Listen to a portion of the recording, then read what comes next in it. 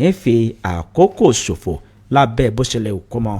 nínú ìwé ìròyìn Daily Trust ní ìròyìn títí ọwọ́ mi yìí ló ti jáde wá o. nínú gálágálá rin ni Malam Nashiru El-Rufai yóò ti ṣe ọdún àjíǹde o gẹ́gẹ́ bí ilé ẹjọ́ bí wọ́n ṣe sún gbígba béèlì rẹ̀ sí ọjọ́ 14 oṣù kẹrin ọdún 2026. ìwé ìròyìn Daily Trust ló ti jáde. nínú ìwé ìròyìn The Nation náà lèmi ó ti mú kókó àkọ́kọ́ eléyìí tó jáde fún ti tàárọ̀ yìí níbi tí ẹgbẹ́ òṣèlú APC ADC tí wọ́n ti ń sọ pé tiwa ní ọgbà mọ́gbà tẹlòmíì ta ni wọ́n ń try láti fún ní òdòdó wọ́n fẹ́ fún Bala Muhammed lódòdó. ẹgbẹ́ òṣèlú APC ADC wọ́n ti ń jà láti gbé Bala wá sí àkàtà wọn. ìwé ìròyìn The Nation ló kọ̀ròyìn ọ̀hún. ìjọba àpapọ̀ orílẹ̀-èdè Nàìjíríà wọ́n ti kéde ọjọ́ ẹtì àti ọjọ́ ajé gẹ́gẹ́ bí ọjọ́ ìsinmi lẹ́nu iṣẹ́ láti ṣe pọ̀pọ̀ ṣìnṣìn ọdún àjíǹde tọdún 2026. ìwé ìròyìn Vanguard ló fà á jáde. nínú ìwé ìròyìn The Nation náà ni mo sì wà níbi tí Tinubu tí bàbá ti tẹkọ̀ létí lọ sí ìlú Jos láti lọ kí wọn pé kú aráfẹ́rakù àti ẹlẹ́mbẹ̀hùn sí ìlú ọ̀hún. ìwé ìròyìn The Nation náà ló kọ̀ròyìn náà. àwọn ọmọ àti ìyàwó àwọn òṣìṣẹ́ ológun tí wọ́n fẹ́ dìtẹ̀ gbàjọba tí ìjọba àpapọ̀ sì ra wọn mú tí wọ́n fi páńpẹ́ òfin mú wọn. àwọn ọmọ àti ìyàwó wọ̀nyí wọ́n bẹ̀rẹ̀ sí ní ṣe ìwọ́de ìfẹ̀hónúhàn. ẹ fi àwọn òbí wa kalẹ̀, ẹ fi bàbá wa kalẹ̀ ni wọ́n ń pariwo. ìwé ìròyìn Punch ló Punch ẹ̀ jáde. wọ́n tún ti ń bọ̀ òyìn tán dálẹ̀ nínú ẹgbẹ́ òṣèlú PDP wọ́n tún ti fẹ́ máa gbìyànjú rẹ̀ nínú ẹgbẹ́ òṣèlú ADC.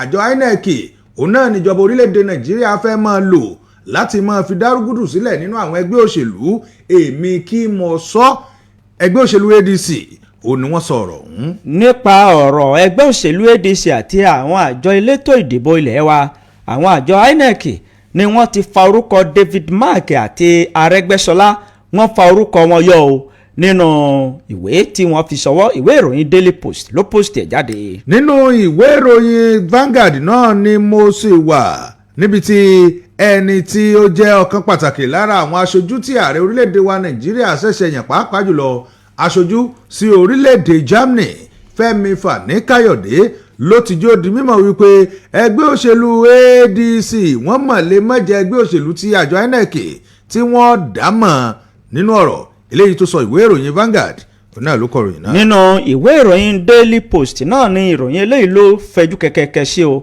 iléeṣẹ́ ọlọ́pàá ẹ̀ka títí ìpínlẹ̀ Èkó ni wọ́n ti fi gbòòrò òfin gbé àwọn kọlọ̀rọ̀ sí àdúgbò 4 tí wọ́n ń ta ẹ̀yà ara ènìyàn. ìwé ìròyìn Daily Post ló post ẹ̀ jáde. nínú ìwé ìròyìn Nigerian Tribune náà ni ìròyìn eléyìí ló wà níbi tí àwọn ènìyàn tí wọ́n ti ń sọ wípé àwọn ní ìgbàgbọ́ nínú ìṣèjọba ààrẹ Bọ́lá Tinubu tí wọ́n sì ń jó di mímọ̀ wípé eléyìí yóò jẹ́ kí ààrẹ ó mọ̀ pé àwọn digbí làwọn wà lẹ́yìn ààrẹ o. àwọn ẹgbẹ́ wo ló sọ tá a bá dénú ròyìn a mọ̀ ká ìwé ìròyìn Nigerian Tribune òun náà ló kọ́. àwọn àjọ elétò ìdìbò ààbò ara ẹni làbò ìlú civil defence ni wọ́n ti kéde orúkọ arákùnrin kan gẹ́gẹ́ bí ẹni tí wọ́n ń wá. wọ́n ní ó ń jí àwọn ènìyàn gbé. ìwé ìròyìn Punch ló Punch ẹ̀ jáde. nínú ìwé ìròyìn Nigerian Tribune náà ni ìròyìn eléyìí wà níbi tí arábìnrin kan tó ti jó di mímọ̀ wípé ẹ wo ìgbéyàwó òun ò dùn mọ́ látìgbà tí ọkọ òun tó ti rí Jésù tó sì ti kọ̀ láti máa fi ọ̀bẹ ẹ̀yìn jẹ òun níṣu. ó ní ìgbéyàwó òun ọkàn wà bọ́rìn ni. ìwé ìròyìn Nigerian Tribune òun náà ló kọ. kí ló pé. ó wà bọ́rìn. àwọn obìnrin gan máa ń fún wàhálà ọkùnrin. ó nígbà tó ti rí Jésù ó ní kò gbéhùn débẹ̀ mọ́. irọ́ pé ìgbéyàwó àwọn ò rósì bó ṣe máa ń rósì mọ́ ìgbà tí òtún ti yàn lè mọ́ kíní yẹn ò dùn mọ́. èyí tún ga o. òun wà láàlú obìnrin fẹ́. nínú ìwé ìròyìn Punch ni ìròyìn eléyìí ti jáde wá. fásitì ìpínlẹ̀ Èkìtì ni wọ́n ti kàn ń pa báyìí wípé àwọn akẹ́kọ̀ọ́ wọn ò gbọ́dọ̀ péjọ ní alẹ́ tàbí ṣe ohunkóhun tó ní ṣe pẹ̀lú alẹ́ mọ́ o pẹ̀lú bí ìlọ́nilọ́wọ́gbà ìdigunjalè bó ṣe ń ṣẹlẹ̀ ní àwọn agbègbè ọ̀hún. ìwé ìròyìn Punch ló Punch ẹ̀ jáde. nínú ìwé ìròyìn Nigerian Tribune náà ni ìròyìn eléyìí wà we no go gree òun náà ni wọ́n fi kọ àkọlé ìròyìn ọ̀hún Dino Melaye òun náà ló ti sọ pé àwọn ò ní lè gbà o kí ẹ sọ orílẹ̀-èdè Nàìjíríà di orílẹ̀-èdè ẹlẹ́gbẹ́ òṣèlú kan. Ìwé ìròyìn Nigerian Tribune òun náà lọ́kọ́. nínú ìwé ìròyìn Daily Trust ní ìròyìn eléyìí ti jáde wá o àwọn ikọ̀ afẹ̀míṣòfò bandit esin òkọ́kú wọ́n ṣe ikú pa ènìyàn méjì ní ìpínlẹ̀ Sokoto wọ́n sì jí àwọn ènìyàn 11 gbé lọ ènìyàn 7 nínú ìdílé kan ṣoṣo. ìwé ìròyìn Daily Trust ló ti jáde. kò sí nǹkan kan tí Kwankwaso kó kúrò rẹ̀ nínú ẹgbẹ́ òṣèlú NNPP lọ sí ADC eléyìí tó lè ṣe lórílẹ̀‐èdè Nàìjíríà yàtọ̀ sí ìpínlẹ̀ Kano. ìpínlẹ̀ Kano nìkan ló ti lẹ́nu ẹni tí ó ti jẹ́ aṣíwájú fún ọmọ ẹgbẹ́ eléyìí tó kéré jù nílé ìgbìmọ̀ asòfin nígbà kan rí òun ló ti sọ̀rọ̀ òun o. ìwé ìròyìn Nigerian Tribune òun náà ló sì kọ. àwọn kókó yìí àti kókó míì láwọn máa mú wa ṣe tí gbọ́ ẹ̀yin ènìyàn wa ẹ̀yin aráalé à ń kí yín lẹ́ẹ̀kan ṣe láàárọ̀ yìí wípé ẹ tó kó ìdarapọ̀ mọ́ wa ẹ kó àfọmọnìyàn ṣe ẹ kó bójú ọjọ́ ṣeré ẹ kó àsìkò yìí àsìkò pọ̀pọ̀ sí ti ọdún àjíǹde ọdún eléyìí kò ní jẹ́ àṣemọ fún wa lókè èèpẹ̀ à ń kí yín o wípé ẹ kó ìdarapọ̀ mọ́ wa ìkànnì yín ìkànnì wa ìkànnì ship 89.1 FM ìkànnì kọkàndínláàádọ́rùn pẹ̀lú ìyànmọ́sí tó gbé owó kan pọ̀n ìlú òkè ò láwa o tá a ti ń dún ó ṣeé ṣe kẹ́yìn máa gbọ́ ìkànnì wa yìí fún ìgbà àkọ́kọ́ àtàkárí ilé àtàkárí oko àtàkàn mọ́lẹ̀ ní ìlú òkè ò ọwọ́jà wa ṣe káàkiri gbogbo orílẹ̀-èdè àgbáyé ìlú òkè ò ọ̀hún ládùúgbò ìṣìà lálẹ́ tẹ pátẹpá sí bí ẹni akàn lérè bí ẹni afèrè kan tá a ti ń dún yomoyomo tá a ti ń kò yomoyomo tá a ti ń dún ṣe ti gbogbo ọmọ ẹ̀dá ayé òní náà ni ọjọ́bọ̀ ire ńlá kó bọ̀ kó tó wa lọ́wọ́ o torí pé ilé báyìí ni ẹ̀bọ̀ yé bọ̀ sí ẹ kú ojúmọ́ lẹ́ẹ̀dẹ̀ yìí ẹ kú ojúmọ́ nínú ilé yìí ẹ kú ojúmọ́ mọ́ níbi ìyówù táfẹ́fẹ́ ìkànnì yìí bá ń fẹ́ dé abẹ́rẹ́kẹ́rẹ́ àdégbìtẹ́ lórúkọ mi lórúkọ ẹnìkejì mi. ìyá ẹ káàárọ̀ ní gbogbo ibi tí ẹ ti ń gbọ́ wa o aká kó ojúmọ́ àkó ojúmọ́ àkó ojúmọ́ mọ́ òṣàlàáfíà lẹ́wà gẹ́gẹ́ báwa náà bá ti ṣe wà láàárọ̀ yìí ojúmọ́ ayọ̀ ló mọ́ wa ojúmọ́ ọ̀dùnnú ojúmọ́ ìgbéga ojúmọ́ ìṣerere òun náà ló mọ ìmí láàárọ̀ yìí mo mọ̀ pé irú ojúmọ́ eléyìí tó mẹ́yìn náà nu ojúmọ́ ayọ̀ yìí kò wá nídìí ti ìbànújẹ́ mẹ́mí àtìyín lọ́wọ́ ò nígbà tí òní tí ó bá fi tẹnubodò adúpẹ́ wípé àwa tá a dágbére lánàá wípé a máa pàdé lónìí lórí àkọ́tún ètò àjímúná ròyìn àwa tá a dágbére fún yín la wá ẹ̀yin tá a dágbére fún la bá àdúpẹ́ ò wípé ẹ̀yin náà wà ń bẹ̀ ẹ̀yin tẹ́ sì dúró kórì yìí àdúpẹ́ pé ẹ dúró tì wá tọkàn tara ọlọ́run ò ní fi ẹ̀yin náà lẹ̀ ọlọ́run ò ní dá yín dá bùkátà yín bẹ́ẹ̀ sì dá wa dá ìròyìn wa tá à ń kà tó sì jẹ́ pé ẹ̀yin náà ẹ̀ ń gbọ́ adúpẹ́ ò wípé ẹ lè gbọ́ dáadáa ìkànnì tẹ́ ẹ wá ń gbọ́ báyìí ìkànnì SIP 89.1 FM eléyìí tá a kalẹ̀ sí ìṣà ìlú òkè ò náà ń pe bí ìlú òkè ò ìjọba ìbílẹ̀ kájọlà ń pinlẹ̀ ọ̀yọ́ ìpínlẹ̀ ọ̀yọ́ lórílẹ̀‐èdè nàìjíríà níbẹ̀ gan-an lẹ ti ń gbọ́ wa pẹ̀lú èdè eléyìí tó yanrantí jù lágbàáyé èdè yorùbá òun náà láfi ka àwọn ìròyìn ọ̀hún bó jẹ́ pé èdè èbó wọ́n fi kà èdè èbó kìí ṣe ti bàbá mi ṣùgbọ́n mi ò lo ti èdè bàbá mi láti jẹ́ kí èdè èbó ni wọ́n fi kọ́ kìí sì ṣe èdè bàbá mi ní èdè èbó èmi ò lo èdè ti ilẹ̀ bàbá mi láti fi kà á èdè ìyá mi láti fi kà á sí yín létí torí pé bẹ́ẹ̀ bá lè bó mi ò tó nǹkan èbó náà ò lè gbọ́ yorùbá tó mi o bó ti ṣe jẹ́nu ambassadọ̀ Ọlárẹ̀wájú Álímì ló kọ mi o ẹ lẹ́mẹ̀wọ̀n ẹ kú kalẹ̀. kò sí bó ti lè kọ́ èdè yorùbá tó. yóò mọ̀ ṣe fatafata wọ́n mọ̀ pé ilé àtọ̀hún wa lé. àwa náà ṣe ń kọ́ èdè òyìnbó ni àjọ ń kọ́ ni bẹ́ẹ̀ ṣe ń kọ́ tiwa là ń kọ́ ti ní o. kò sí kinní kan bẹ́ẹ̀ bẹ́ẹ̀ nìkan bá ń fi èbó ṣakọ àwọn ilé èbó. ẹ mọ̀ ṣe spray mọ̀ ṣe èso. ṣe glorious bọ́dé glorious. àwọn Ajíbádé. Sọjí Ajíbádé kò sí nǹkan tó kà wá. Thank you. Thank you. ẹ mọ̀ ṣèbó. kélé ìbò mọ̀ ṣèbó. àwọn Yorùbá bí Yorùbá mú kówó sáà ti mọ wọlé ní tiwa. kò tàbí. àbí Ọlọ́run lọ́mọ sí àṣelà tí wà ní lágbára Ọlọ́run ẹ̀yin ẹ mọ̀ ṣèbó àwọn ọmọ sọ Yorùbá. káwọnú ìròyìn ọ̀hún o ọ̀rọ̀ ọ̀hún kò bá lẹ́jọ́ nú nínú ìwé ìròyìn Vanguard ní ìròyìn àkọ́kọ́ yìí ló ti jáde wá ìjọba àpapọ̀ orílẹ̀-èdè Nàìjíríà ni wọ́n ti kéde báyìí wípé ọ̀la ọjọ́ ẹtì àti ọjọ́ ajé òun ni yóò jẹ́ ọjọ́ ìsinmi lẹ́nu iṣẹ́ fún gbogbo àwọn òṣìṣẹ́ ìjọba káàkiri kọ̀rọ̀kọ́ndọ̀ orílẹ̀-èdè Nàìjíríà láti sàmì àti láti ṣe pọ̀pọ̀ ṣìnṣìn àyájọ́ ọdún àjíǹde tọdún 2026 ìjọba àpapọ̀ orílẹ̀-èdè Nàìjíríà ni wọ́n ti fi ìkéde síta o wípé ọ̀la ọjọ́ kẹta oṣù kẹrin ọdún 2026 ni àwọn òṣìṣẹ́ ìjọba ni wọ́n fi gba ìsinmi lẹ́nu iṣẹ́ títí yóò fi di ọjọ́ ajé gẹ́gẹ́ bí wọ́n ṣe wí ọjọ́ ajé ọjọ́ kẹfà oṣù kẹrin ọdún 2026 nínú ọ̀rọ̀ náà tí wọ́n fi gbé jáde ní mínísítà tó ń rí sí nǹkan tó ní ṣe pẹ̀lú àwọn ará ìlú Olúbùnmi Túnjí Òjó ló fi ìkéde náà síta lórúkọ ìjọba àpapọ̀ èyí tí akọ̀wé àgbà fún ilé iṣẹ́ náà tí ó fi àtẹ̀jáde ọ̀hún síta ìyẹn dókítà Magdalene Ajani òun ló jẹ́ kí ọ̀rọ̀ yìí kó di mímọ̀ tó sì bẹ̀rẹ̀ sí ní dáwọ́ ìdùnnú pẹ̀lú gbogbo ọmọlẹ́yìn Kristi káàkiri orílẹ̀-èdè Nàìjíríà àti àwọn ọmọ orílẹ̀-èdè yìí tó wà lókè òkun pẹ̀lú bí àyájọ́ ọdún àjíǹde títí ọdún yìí bó ṣe kò láyọ̀ ó rọ̀ wọ́n bẹ́ẹ̀ ni ó gbà wọ́n nímọ̀ràn wípé kí wọ́n lo ìfẹ́ gẹ́gẹ́ bí Jésù olùgbàlà bó ṣe fi ìfẹ́ hàn sí gbogbo aráyé kí wọ́n sì jẹ́ kí ìṣọ̀kan orílẹ̀-èdè Nàìjíríà kó fẹsẹ̀ rinlẹ̀ nínú ọ̀rọ̀ rẹ̀ ó tẹ̀síwájú wípé ìjọba àpapọ̀ orílẹ̀-èdè yìí wọ́n ní àfojúsùn láti jẹ́ kí ohun gbogbo kó di ọ̀tun kí ètò ọrọ̀ ajé kó di ọ̀tun ètò ààbò kó fẹsẹ̀ rinlẹ̀ kí ohun gbogbo kó sì máa lọ ní wẹ̀lẹ̀mù nínú ọ̀rọ̀ rẹ̀ ó sọ wípé ìjọba àpapọ̀ wọ́n tún ní àfojúsùn fún ètò ààbò ẹ̀mí àti dúkìá àwọn ará ìlú àwọn ẹ̀yin ọmọlẹ́yìn Kristi ẹ jẹ́ kí ìfẹ́ kó fẹsẹ̀ rinlẹ̀ lásìkò tí ẹ̀ ń ṣe ọdún àjíǹde àti lẹ́yìn rẹ̀ kí orílẹ̀-èdè wa kó máa lọ síwájú àti síwájú ìwé ìròyìn Vanguard ló kọ ẹ lọ mú kẹjẹ wò níbẹ̀. nínú ìwé ìròyìn The Nation náà ni ìròyìn àkọ́kọ́ tọwọ́ tèmi láàárọ̀ yìí tó sì di ìròyìn nínú ìròyìn tí wọ́n ti ń jó di mímọ̀ wípé Bala Muhammed ló mọ̀ ti di ìyàwó ọ̀sìngín eléyìí tí gbogbo ọkùnrin rí tí wọ́n ń yọwọ́ ọṣẹ àwọn wo náà wọ́n ń yọwọ́ ọṣẹ yìí ẹgbẹ́ òṣèlú APC àti ẹgbẹ́ òṣèlú ADC òun náà ni wọ́n mọ̀ tí ń sọ pé Bala ti wá ní ọgbà mọ́gbà tiwọn o ẹgbẹ́ òṣèlú APC náà ni wọ́n ti sọ pé àwọn fẹ́ kí Bala kó darapọ̀ mọ́ ẹgbẹ́ òṣèlú APC TDC náà sì lanu tí wọ́n sọ̀rọ̀ wípé ADC ó ní ó gbà tiẹ̀ gẹ́gẹ́ bẹ́ẹ̀ ti ṣe mọ̀ wípé gómìnà ìpínlẹ̀ Bauchi òun náà ló ti di ìyàwó ọ̀sìngín báyìí tí gbogbo ẹgbẹ́ òṣèlú tí wọ́n ń wá pé kó darapọ̀ mọ́nú ẹgbẹ́ òṣèlú wọn lára àwọn ẹgbẹ́ òṣèlú tá a ti rí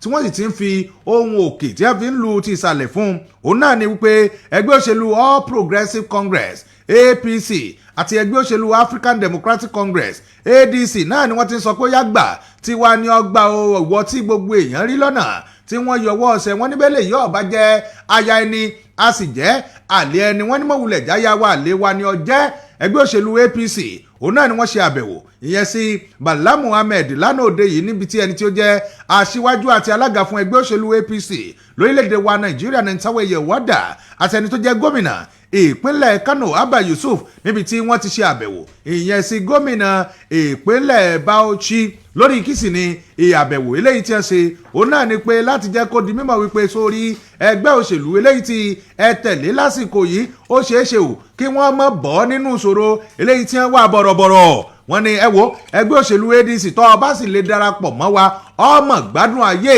bẹ́yìn ọ̀bá gbàgbé bẹ́ẹ̀ bá rántí bẹ́ẹ̀ bá gbàgbé ẹ rántí pé Bala Muhammed àti gómìnà ìpínlẹ̀ Ọ̀yọ́ onímọ̀ ẹ̀rọ Ṣèyí Mákindé àwọn méjèèjì òun náà ni wọ́n dúró kórì tí wọ́n sì kù nínú ẹgbẹ́ òṣèlú PDP tí wọ́n jẹ́ gómìnà lórílẹ̀‐èdè wa Nàìjíríà pẹ̀lú àbẹ̀wò eléyìí tí wọ́n ti wá ṣe ìyẹn sí Bala Muhammed òun náà ló sì fà ó tó fi jẹ́ pé wọ́n ti ń jó di mímọ̀ wípé ó ṣeé ṣe o kó jẹ́ pé Bala Muhammed kó tún èrò rẹ̀ pa lẹ́yìn èyí òun náà ni àwọn tí wọ́n jẹ́ alákòóso ẹgbẹ́ òṣèlú ADC nínú ọ̀rọ̀ eléyìí tí ìránṣẹ́ tí wọ́n ránṣẹ́ sí Bala Muhammed ìyẹn ẹni tó ti fi ìgbà kan rí jẹ́ igbákejì ààrẹ lórílẹ̀‐èdè yìí nígbà kan rí Àtíkù Abubakar tó tún jẹ́ aṣáájú yanyan nínú àwọn ẹgbẹ́ òṣèlú ADC náà ni ẹ ti sọ fún ẹ wo Bala Muhammed tẹ́ ń wò yìí èso gidi eléyìí tí ó lè jẹ́ kí ẹgbẹ́ òṣèlú ADC kó ta gbangba yíká alé kó sì ta gbangba yíká oko nígbà tí ó ṣe àpèjúwe ìyẹn Àtíkù nígbà tó ṣe àpèjúwe mínísítà fún olúlu orílẹ̀-èdè wa Nàìjíríà oúnjẹ òdì mímọ̀ wípé sẹ́ rí àwọn èso eléyìí tó ba ẹgbẹ́ òṣèlú PDP jẹ́ tí wọ́n bá ní atọ́ka sí Wike ní o ṣùgbọ́n gbogbo rẹ̀ jùlọ òun náà ni pé à ń béèrè wípé kí Bala Muhammed tó bá tiẹ̀ fẹ́ wá rò ó wípé òun ò fẹ́ parí dúkù àbí nǹkan kan tí ń lọ nínú ẹgbẹ́ òṣèlú PDP ẹlẹ́kùn ẹgbẹ́ òṣèlú ADC ó sì lẹ̀ gbayawu kọ́mọ bọ̀ ìwé ìròyìn The Nation wọ́n kọ́ wọ́n pọ̀ tẹ́yìn bá fẹ́ ṣẹ̀rí ẹ̀ mú ìwé ìròyìn The Nation tó jáde fún tàárọ̀ yìí. nínú ìwé ìròyìn Daily Trust ní ìròyìn eléyìí ló ti jáde wá nínú gálágálá rin òun ni Malam Nasiru El-Rufai ni yóò ti ṣe ọdún àjíǹde pẹ̀lú bí àwọn àjọ tó ń gbógun ti ìwà àjẹbánu bí wọ́n ṣe tẹ́pẹpẹ ọ̀rọ̀ rẹ̀ síwájú ilé ẹjọ́ kọ̀ láti gba béèlì rẹ̀ wọ́n sún béèlì gbígbà rẹ̀ sí ọjọ́ 14 oṣù kẹrin tí a wà yìí.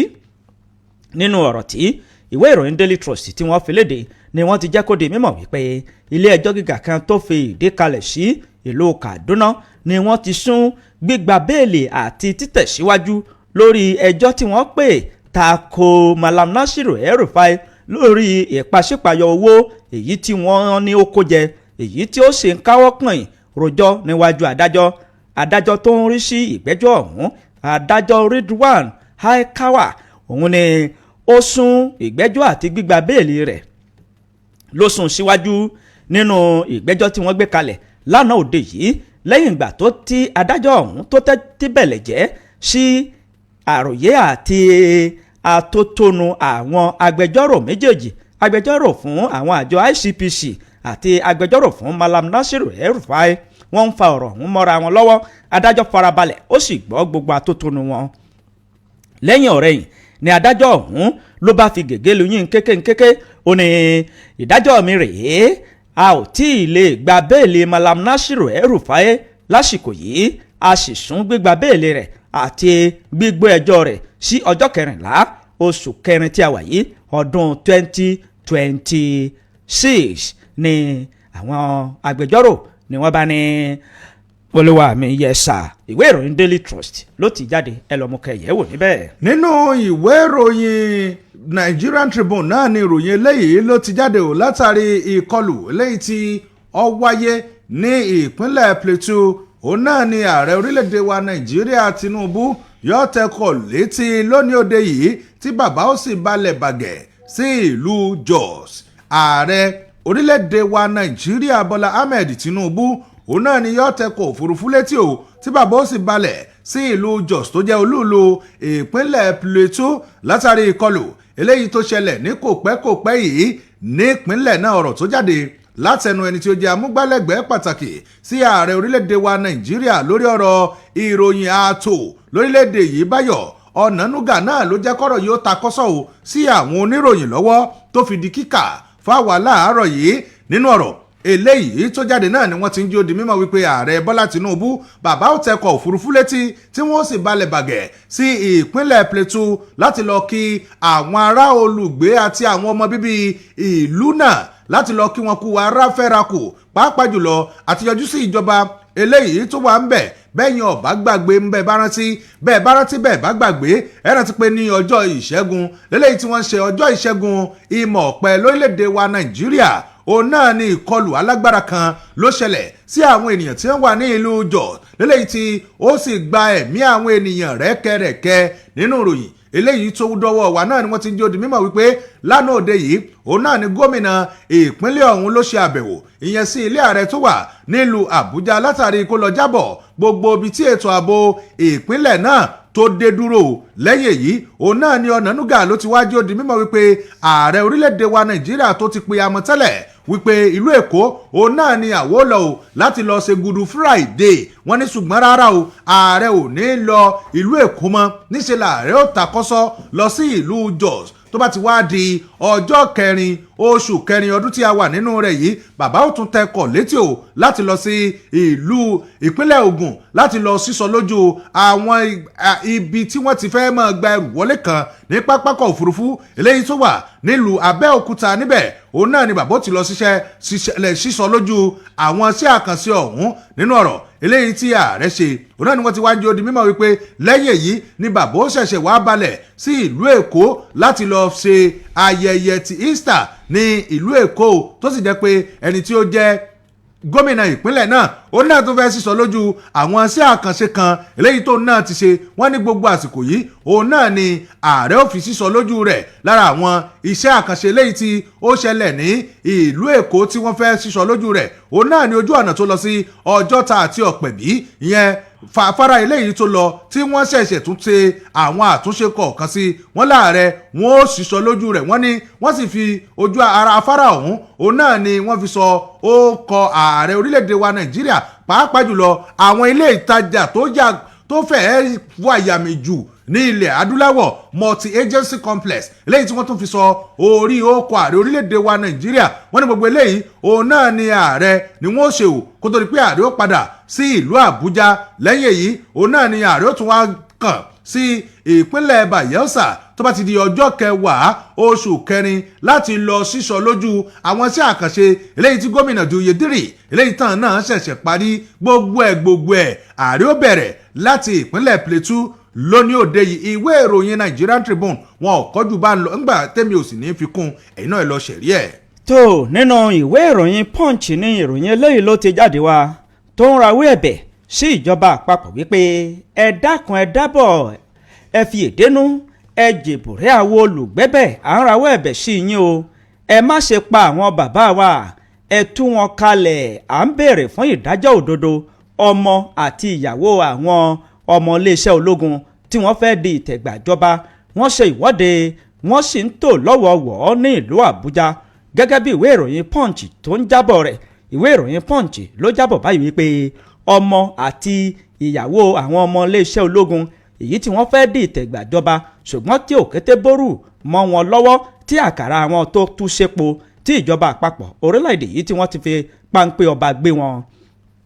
àwọn ọmọ yìí àti ìyàwó ni wọ́n fọ́n sí ojú òpópónà tí wọ́n sì ń lọ ní ẹ̀rọ wọ́ọ́rọ́wọ́ pẹ̀lú oríṣiríṣi pátákó lọ́wọ́ wọn pẹ̀lú àkọlé lóríṣiríṣi tí wọ́n kọ sí ara pátákó ọ̀hún lára àkọlé ọ̀hún ni wọ́n ti kọ wípé ẹ dákun ẹ má ṣe pa àwọn bàbá wa ìdájọ́ òdodo la fẹ́ oṣù 6 tí ẹ ti ń fi ìyà jẹ wọ́n ó tó gẹ́gẹ́ bí wọ́n ṣe wí ọ̀pọ̀lọpọ̀ ọ̀rọ̀ tí wọ́n sọ yìí ló jẹ́ wípé wọ́n kọ sí ara pátákó tí omi sì ń bọ́lẹ̀ lójú àwọn ọmọ yìí àti àwọn ìyàwó bẹ́ẹ̀ ni wọ́n ń fẹsẹ̀ jílẹ̀ wọ́n ń káwọ́ mọ́rí gẹ́gẹ́ bí wọ́n ṣe wí ọ̀kan lára àwọn ọmọ iléeṣẹ́ ológun tó fẹ́ dìtẹ̀ gbàjọba yìí èyí tí wọ́n ní ó jẹ́ ọmọ ọdún 8 wọ́n pe orúkọ rẹ̀ ní Alimọ̀ Mohammed tó jẹ́ ọmọ Lieutenant Colonel Mohammed Alumakura ó ṣàlàyé ọ̀rọ̀ ó sì ń sunkún wípé please don't kill our daddy gẹ́gẹ́ bó ṣe wí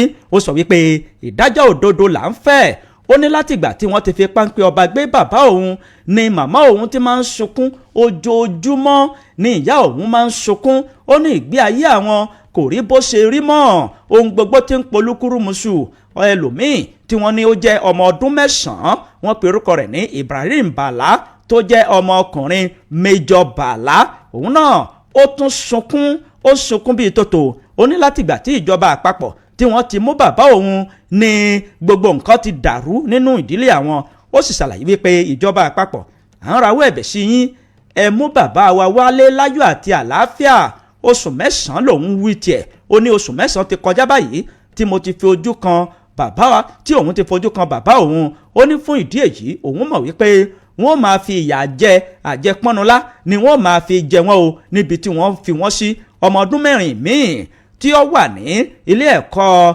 alákọ̀ọ́bẹ̀rẹ̀ pàràyàmọ́rí òun náà tún sọ̀rọ̀ lóríṣiríṣi pẹ̀lú omijé lójú ni àwọn ọmọ yìí ni wọ́n fi ń sunkún o wọ́n ní ìjọba àpapọ̀ à ń bẹ̀ yín ẹ dákun ẹ rà wá kalẹ̀ ẹ jẹ́ kí àwọn bàbá wa kí wọ́n wálé ní àlàáfíà ẹ má ṣe pa wọ́n ìwé ìròyìn Punch ló pọ̀njẹ́ ẹ ṣẹ̀rí ẹ̀ níbẹ̀. nínú ìwé ìròyìn Vanguard náà ni ìròyìn eléyìí ló wà níbi tí ẹgbẹ́ òṣèlú ADC tí wọ́n ti ń jó di mímọ̀ wípé ó tún ti ń rúgbó bọ̀ o àwọn INEC tún ti fẹ́ dá sí i nípa gbogbo rẹ̀ tó ṣẹlẹ̀ nínú ẹgbẹ́ òṣèlú ADC wọ́n ní ṣe báwọn làwọn pe ẹjọ́ tó sì wà nílé ẹjọ́ kọ̀tẹ́lọ́rùn ó sì wà ń bẹ̀ kórìí o tí wọ́n ti gbé kúrò ẹgbẹ́ òṣèlú African Democratic Congress ADC náà ni wọ́n ti kọ̀ jálẹ̀ wípé dídásí eléyìí tí àjọ INEC lórílẹ̀‐èdè wa Nàìjíríà, àwọn àjọ tó mójútó ètò ìdìbò Independent National Electoral Commission, eléyìí tí wọ́n ń gbé láti dá sí ètò òṣèlú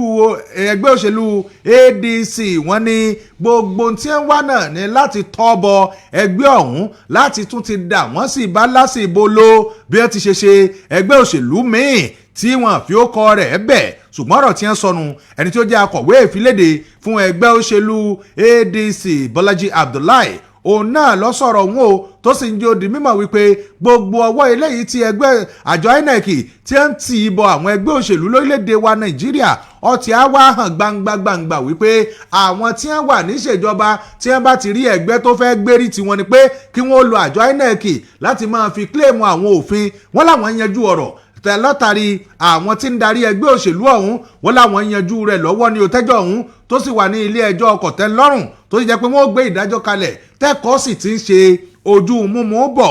wọ́n ní lẹ́yìn èyí òun náà ni àjọ INEC ní ẹ bá kéde o wípé àwọn tí wọ́n ń tukọ̀ ẹgbẹ́ òṣèlú ọ̀hún látòrí David Mark, Rauf Arẹ́gbẹ́ṣọlá, wọ́n ní wọ́n ti yọ ọkọ̀ wọn gbòógà kúrò nínú àwọn olùdarí eléyìí. ó ti á wá hàn gbangba wípé wọ́n mọ̀ọ́mọ̀ fẹ́ máa lo ẹgbẹ́ àwọn àjọ INEC láti tọ́ bọ àwọn ẹgbẹ́ òṣèlú eléyìí tí wọ́n bá mọ̀ pé ó lè yí àwọn lágbódà. Anna Abdullahi ó sọ̀rọ̀ ilẹ̀kùn ṣùgbọ́n a fẹ́ dé ojú ọjà bá a bá dé ìròyìn yóò mọ tẹ̀ sọ́wọ́ wájú ẹlẹ́mẹ̀wò ẹ̀kú kalẹ̀.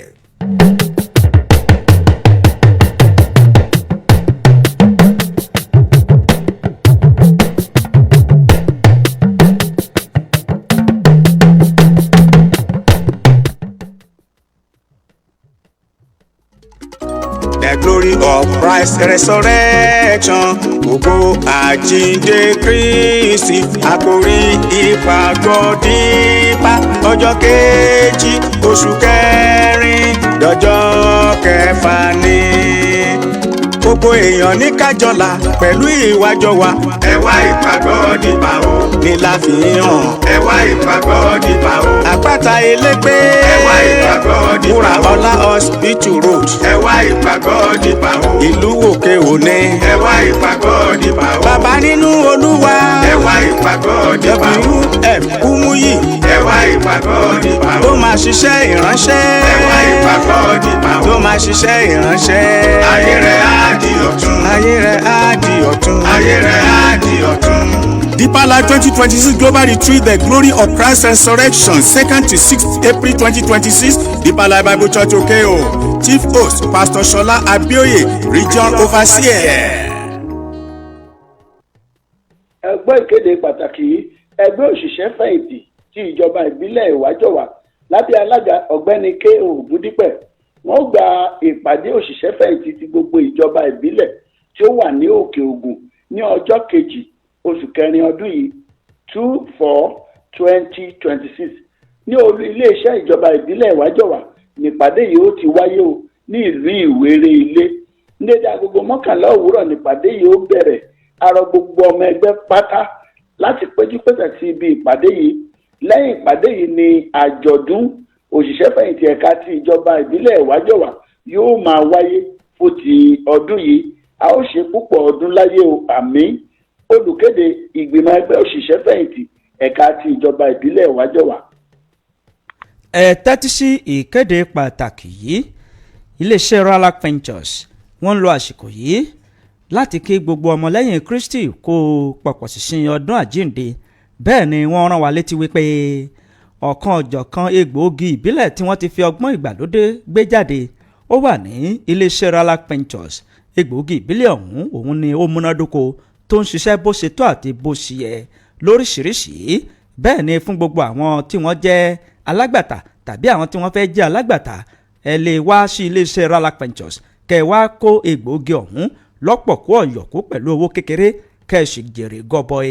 Máṣíìnì wà nílẹ̀ tó jẹ́ wípé ó ń báni wá ojútùú àti ọ̀nà àbáyọ sí àwọn kùdìẹ̀kudiẹ̀ kan tó fẹ́ máa báni fínra nínú àgọ́ ara ẹni, bíi ká má lè lo apá bó ṣe tọ́, ká má lè lo ẹsẹ̀ bó ṣe tọ́, kí ẹ̀yìn kó máa faniṣo àti gbogbo àwọn tí wọ́n ń ṣiṣẹ́ ìjókòó.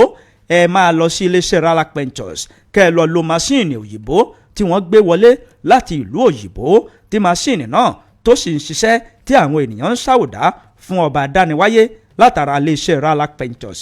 Olú-iléeṣẹ́ Ralac Ventures ó wà ní ìlú Ìṣẹ́yìn ní ìyànà ojú bàbá lókè ayọ̀. Ẹ̀ka iléeṣẹ́ wọn ó wà ní ìlú Òkè-Ò. Ìlú Òkè-Ò yìí gan ni aláàjì wà lónìí yìí àti ní ọ̀la o. Tó bá di ọjọ́ àbámẹ́ta àti ọjọ́ ìsinmi Sunday ni wọ́n wà ní ìlú Ìṣẹ́yìn. Ẹ̀ka iléeṣẹ́ wọn míì ó wà ní ìlú Àgọ́ Àrẹ. Ẹ̀rọ ìbáraẹnisọ̀rọ̀ yìí ló já sí iléeṣẹ́ wọn 090 27 24 9106 090 27 24 9106 tàbí 090 63 82 2370. Ìgbà ìgbádùn ọmọnìyàn ló jẹ́ iléeṣẹ́ Ralac Ventures lógún. Ghost Fire 2026. Ìpàdé ìsọjí agbára ẹ̀mí mímọ́ ọdún 2026 tí ìjọ Christ National Apostolic Church gbé kalẹ̀ tí wọ́n pe àkọlé rẹ̀ ní Come unto me, ẹ wá sọ́dọ̀ mi. Matthew orí 11 ẹsẹ̀ 22 máa bọ̀ níbi ìpàdé yìí fún òmìnira, ìwòsàn ti ara àti ẹ̀mí, ìgbàlà, ìbùkún, agbára tá a fi bọ́ lọ́wọ́ ogun ayé. Ọjọ́ kìíní, ọjọ́ kejì àti ọjọ́ kẹta oṣù kẹrin ọdún 2026 ní ìsọjí náà yóò máa wáyé nínú ilé ìjọsìn Christ National Apostolic Church Victory Arena tí ó wà ní agbègbè Bọ́lá Mark Avenue Yẹ̀kẹ̀tẹ̀ area ọjà àgbẹ̀ Ìṣẹ́yìn ìpínlẹ̀ Ọ̀yọ́. Bẹ̀rẹ̀ láti aago 4 ìrọ̀lẹ́ títí di aago 2 àṣálẹ́ ojoojúmọ́.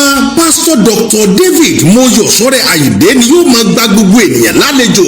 Jésù lólùgbàlejò àgbà nínú ìsọjí agbára ẹ̀mí mímọ́ ti ọdún 2026. Èmi náà ó rí tèmi ṣe lórúkọ Jésù.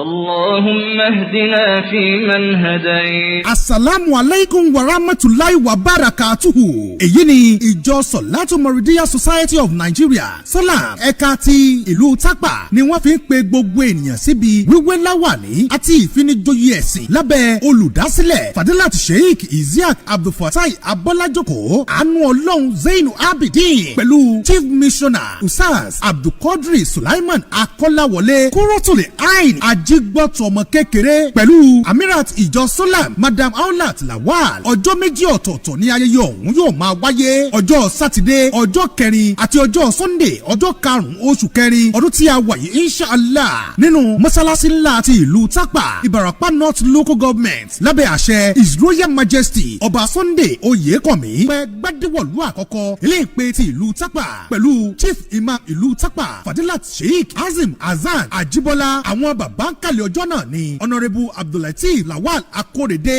alága ìjọba ìbílẹ̀ àríwá Ìbàràpá àti Alhaji Dr. Abdulhamid Omilana Ọláànábì. Àwọn ìyá ń kàlẹ̀ ọjọ́ náà ni Alhaja Toyibat Taiwo pẹ̀lú Alhaja Tonzwe láti ìlú Abẹ́òkúta àti àwọn èèyàn jàǹkànjàǹkàn bíi Honourable Ọ̀túnba Ayọ̀délé Àmùdá pẹ̀lú Honourable Chief Títí Ọbádòkun. Fún ẹ̀kúnrẹ́rẹ́ àlàyé ẹ pè sórí nọ́mbà yìí 09035873803. Ìjọ Sọ̀látù Mọ̀rídíyà Society of Nigeria Solam lóní Ridwanullah Akibar.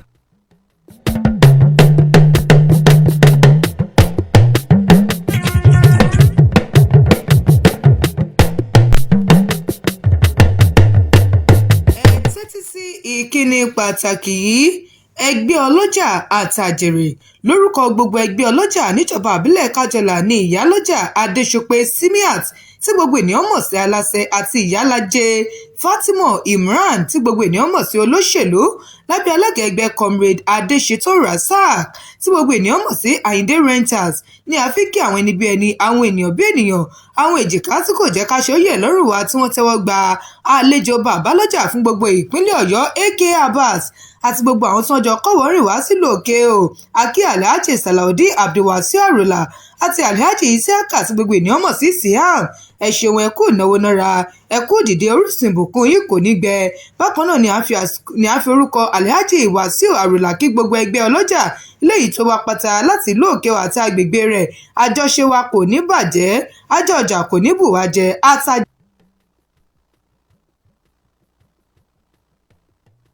àjèrè olùkíni gbogbo ẹgbẹ́ ọlọ́jà lábẹ́ alága ẹgbẹ́ comrade adéṣetán rasaq tí gbogbo ènìyàn mọ̀ sí àyìndé renters. ẹ tẹ́tí sí ìkíni pàtàkì yìí lórúkọ èmi alhaji wasiu salawudeen arula tí mo jẹ́ babalọ́jà fún zone 1 lábẹ́ babalọ́jà general in council Ọ̀yọ́ state alhaji yk abbas ni a fi ń dúpẹ́ lọ́wọ́ gbogbo èèyàn tó túyáyá láti wá pàdé babalọ́jà general in council àti kọmíṣánná fún ètò ọrọ̀ ajé ní ìpínlẹ̀ Ọ̀yọ́ ní àná ní gbàgede ìlú Òkè-Ò wípé a mọ rírì yín a sì fi ẹ̀mí ìmoore hàn sí ẹnìkọ̀ọ̀kan yín àtoníṣẹ́ ọwọ́ àtoníṣòwò káàkiri orígun mẹ́rẹ̀ẹ̀rin zone 1 tí í ṣe kájọlà ìwájọwà ìsẹ́yìn àti ìtẹ̀síwájú. Bákan náà ni a ò gbàgbé àwọn ọba aláyé àti gbogbo àwọn ìjòyè tí àwọn náà pẹ̀lú lánàá. Àwa gbàdúrà pé ire òun náà ni a ó máa rí bára wa ṣe o. Àmín. Bí ẹ bá ń gbọ́ olùkéde Alhaji Wasiu Salawudeen Arula lórúkọ gbogbo ọmọ ẹgbẹ́ pátá. Ẹ tẹ́tí sí ìkéde pàtàkì yìí. Èyí ni láti sọ fún gbogbo ará olùgbé àti ayálégbé ní agbègbè Ìrèwọlé Estate Mẹ́sẹ̀-Olè lójú òpópónà Òkè-Òsè Èlúà wípé ó ti di òfin báyìí o wípé láti má jẹ́ kí ẹnikẹ́ni kó máa rìn gbèrègbèrè bẹ̀rẹ̀ láti aago 10 àṣálẹ́ títí di aago 6 òwúrọ̀. Ẹnikẹ́ni tí ọwọ́ bá tẹ̀ yóò fi mú kàtà òfin.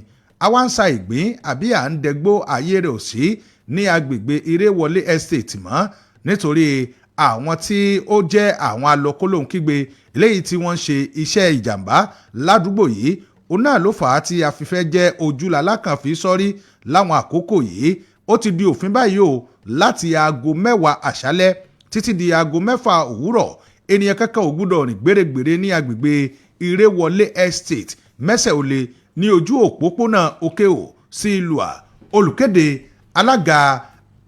alága Ọlánrewájú Emmanuel àti gbogbo àwọn ìgbìmọ̀ wọn.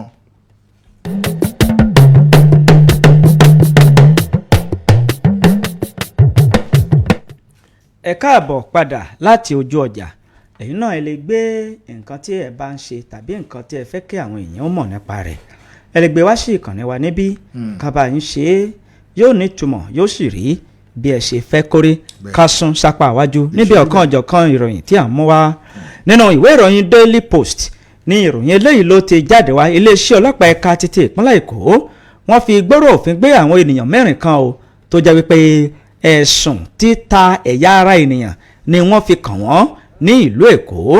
Ìwé ìròyìn Daily Post ó jábọ̀ wípé iléeṣẹ́ ọlọ́pàá wọ́n ti fi síkún òfin mú àwọn ènìyàn 4 kan tó jẹ́ wípé ẹ̀yà ara ènìyàn òun ni wọ́n fi ń ṣe òwò ṣe tí wọ́n sì ń gba owó lórí kìnní ọ̀hún.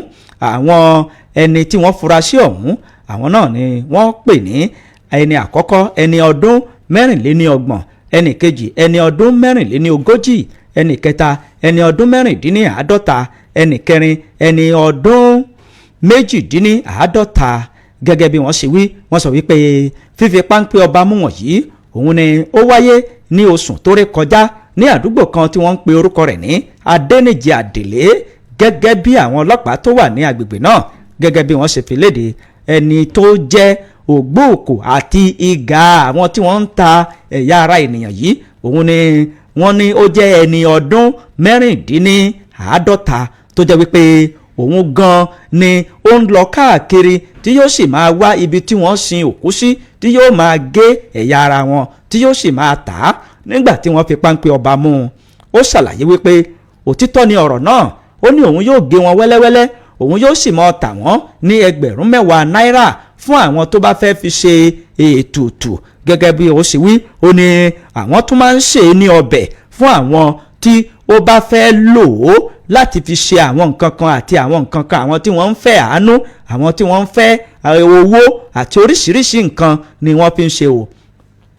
Ìgbà tí ọwọ́ ọlọ́pàá tẹ̀ ẹ́ ló bá bẹ̀rẹ̀ sí ní ka orúkọ àwọn tí ń ta àwọn kinní yìí fún ni wọ́n fi ń fi páńpẹ́ ọba mú wọn lẹ́yọ kọ̀ọ̀kan tí gbogbo wọn sì padà jẹ́ 4. Gẹ́gẹ́ bó ṣe wí, iléeṣẹ́ ọlọ́pàá ní ìpínlẹ̀ Èkó ni wọ́n ti yàjú sí ọ̀rọ̀ náà. ọ̀rọ̀ tí kọmíṣánná iléeṣẹ́ ọlọ́pàá sọ ní ìpínlẹ̀ Èkó Fatai Tijani ó jẹ́ kó di mímọ̀ wípé kí wọ́n ó taari àwọn ènìyàn ọ̀hún lọ sí pàǹtí títí iṣẹ́ ìwádìí yóò fi máa lọ ní rẹ̀bùtù bóyá wọ́n tún kù tí ó ń ta kìnìún ọ̀hún fún. ìwé ìròyìn Daily Post ló post ẹ̀ ẹ lọ mú kẹsẹ̀ rí ẹ̀ níbẹ̀. ìròyìn eléyìí ló jáde láti inú ìwé ìròyìn Nigerian Tribune tó sì ń béèrè lọ́wọ́ abẹ́rẹ́kẹ́rẹ́ wípé abẹ́rẹ́kẹ́rẹ́ kí lobìnrin fẹ́ gan-an tí àwa ó gbọ̀n.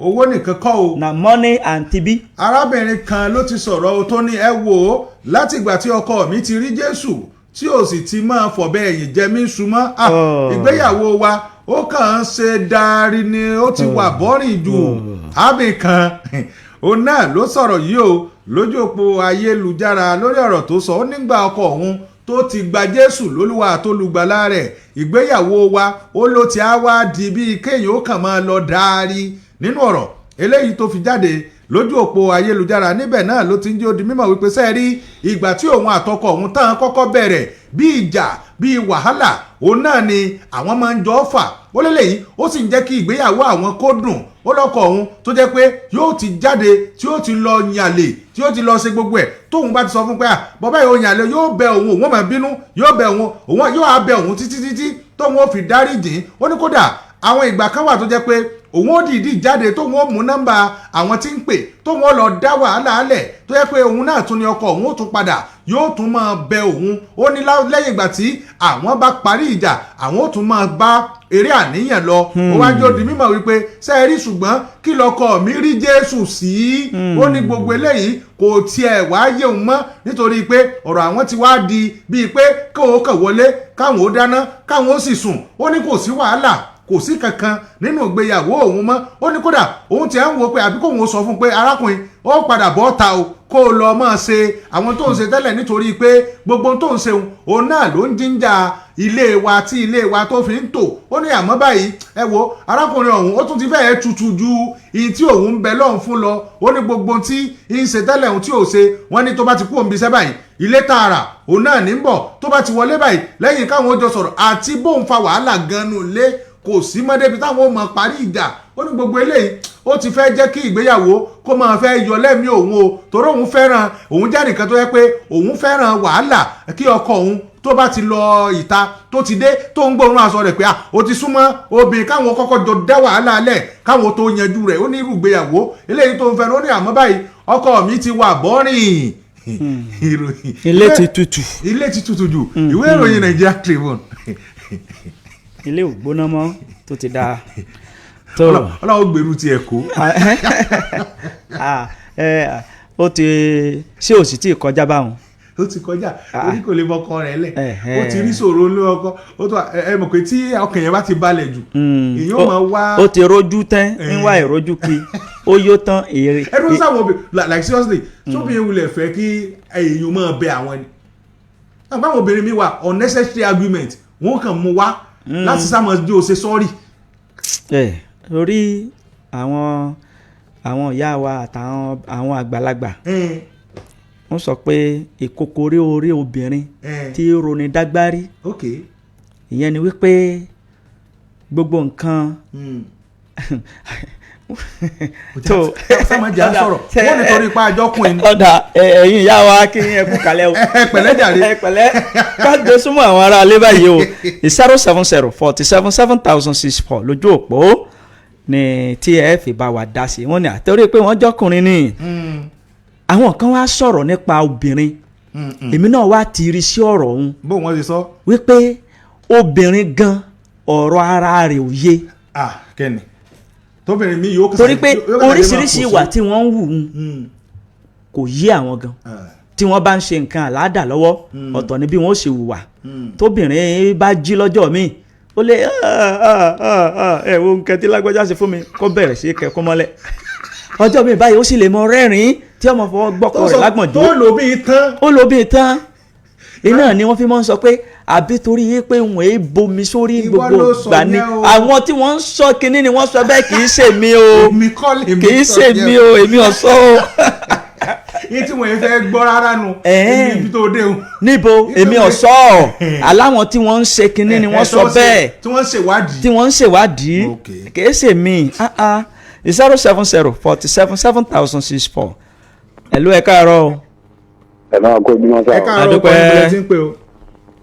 agbọ́mábí wọn aláṣọ òkè láti gbọ́ jẹ́ kí n dùn. À ń gbọ́ yín o. ètò tí obìnrin tẹ sọ kẹ́yìn mo fẹ́ dá sí sà. Ẹ dá sí. yẹ́sà. Ẹ mọ̀ bú bí o, ẹ mọ̀ bú wọn o. ó ti rí ojú wà ìrojú kí ní ìtumọ̀ nǹkan tí ń ṣẹlẹ̀ yẹn o. ọlọ́run ọlọ́jọ́ ni ó wàá gbé ohun ti ẹ̀ kó. ọlọ́run gbòun ti ẹ̀ náà kó nítorí ó ti rójú àìrójú lè yí ti tún wá kí yẹn agbọ́mábí wọn aláṣọ òkè láti gbọ́ jẹ́ kí n lọ. Ẹ ṣe o 070 47 7064 ní ojú òpó tó já sí ọ̀dọ̀ wa níbí 070 47 7064. Hello. Hello. Ẹ káàárọ̀ o. ẹ káàárọ̀ ọkọ yín o. orúkọ alonso lọ́dọ̀kí o. À ń gbọ́ yín sà. nípa ọ̀rọ̀ àwọn ọmọ tó ń ṣe ìgbọ́dẹ ní Àbújá yẹn nínú bàbá wọn ṣé wọ́n fẹ́ kí bàbá wọn kúrò Nàìjíríà rún ni àgbàgbáyé nígbà tó bí jọ àjọ̀dún wa tí ìṣèlú jẹ́ ìṣèlú public ni wọ́n á di pé bàbá wọn fẹ́ gbòmìnira àwọn fẹ́ gba ìjọba tó dà bẹ́ẹ̀ wọn ra ṣọ́ṣe lọ́wọ́ tó jẹ́ kókó.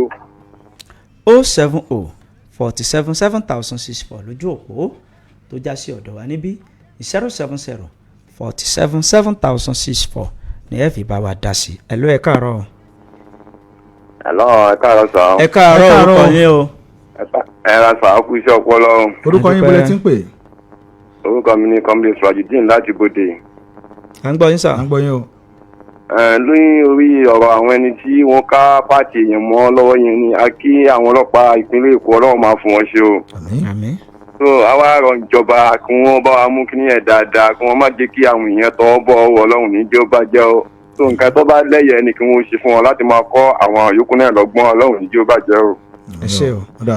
070 47 7064 lójú òpó tó já sí ọ̀dọ̀ wa níbí 070 47 7064.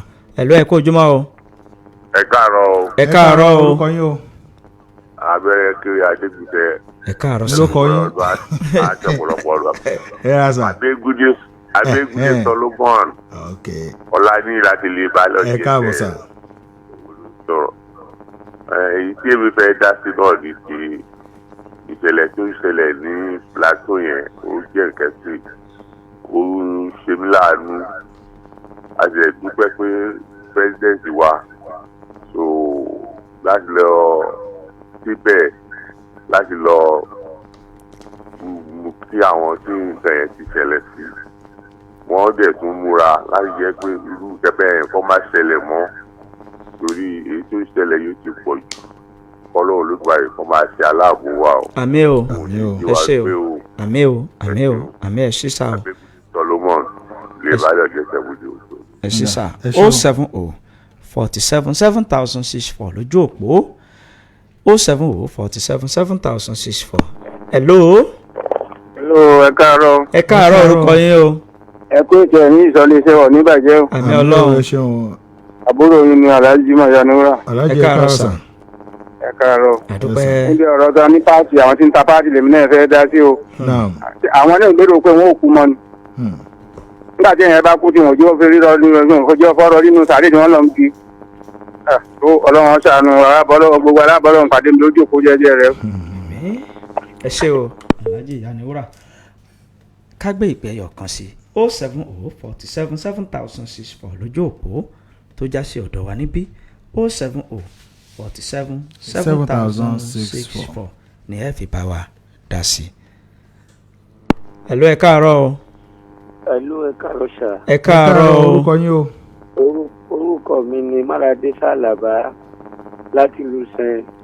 À ń gbọ́ sà. mo fẹ́ dá sí ni ọ̀rọ̀ àwọn olóṣèlú bí àwọn ẹgbẹ́ APC náà káwọn náà rò dáadáa wípé kèsì àwọn nìkan náà kọ́ wà níjọba tó á jẹ́ pé wọ́n wá ń da àwọn ẹgbẹ́ yòókù àkóyẹ kó rí bẹ́ẹ̀ ìwà tí ẹ bá wù ẹ̀san òkè o táwọn bá nírò káwọn ò ní kó ìjọba yìí mọ́ láyé táwọn ìjọba míì náà bá gbà á gbogbo ohun táwọn náà ń ṣe yìí àwọn náà ó ṣe rẹ̀ fún wọn o ohun tí èmi fẹ́ sọ náà nìyẹn. ọ̀dà ẹ ṣeun ìpè yín náà lágbà kẹ́yìn ní ààrẹ. láti gbé ìpè kankan mọ́ báyìí nítorí àkókò wa káàrọ̀ abọ́mìlà díẹ̀ ní belenja ìgbà tá a bá padà dé a ó máa tẹ̀síwájú ẹ má yí kúrò níbẹ̀ o ẹ dúró tì wá bíi kàṣẹ ọ̀ràn ẹ kó kalẹ̀. láti gbé ìpè kankan mọ́ báyìí nítorí.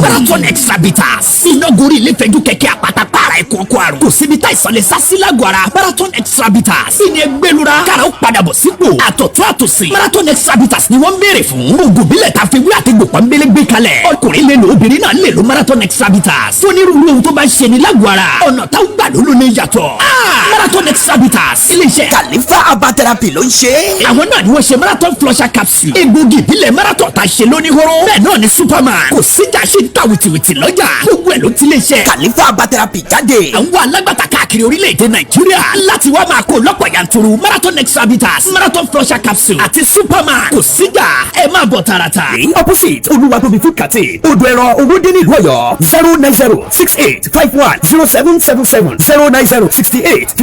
09068510777 Marathon Extra Bitters àti Marathon Flusher Capsule oògùn ìbílẹ̀ tó ṣe é fọwọ́ ẹ̀ sọ̀yà.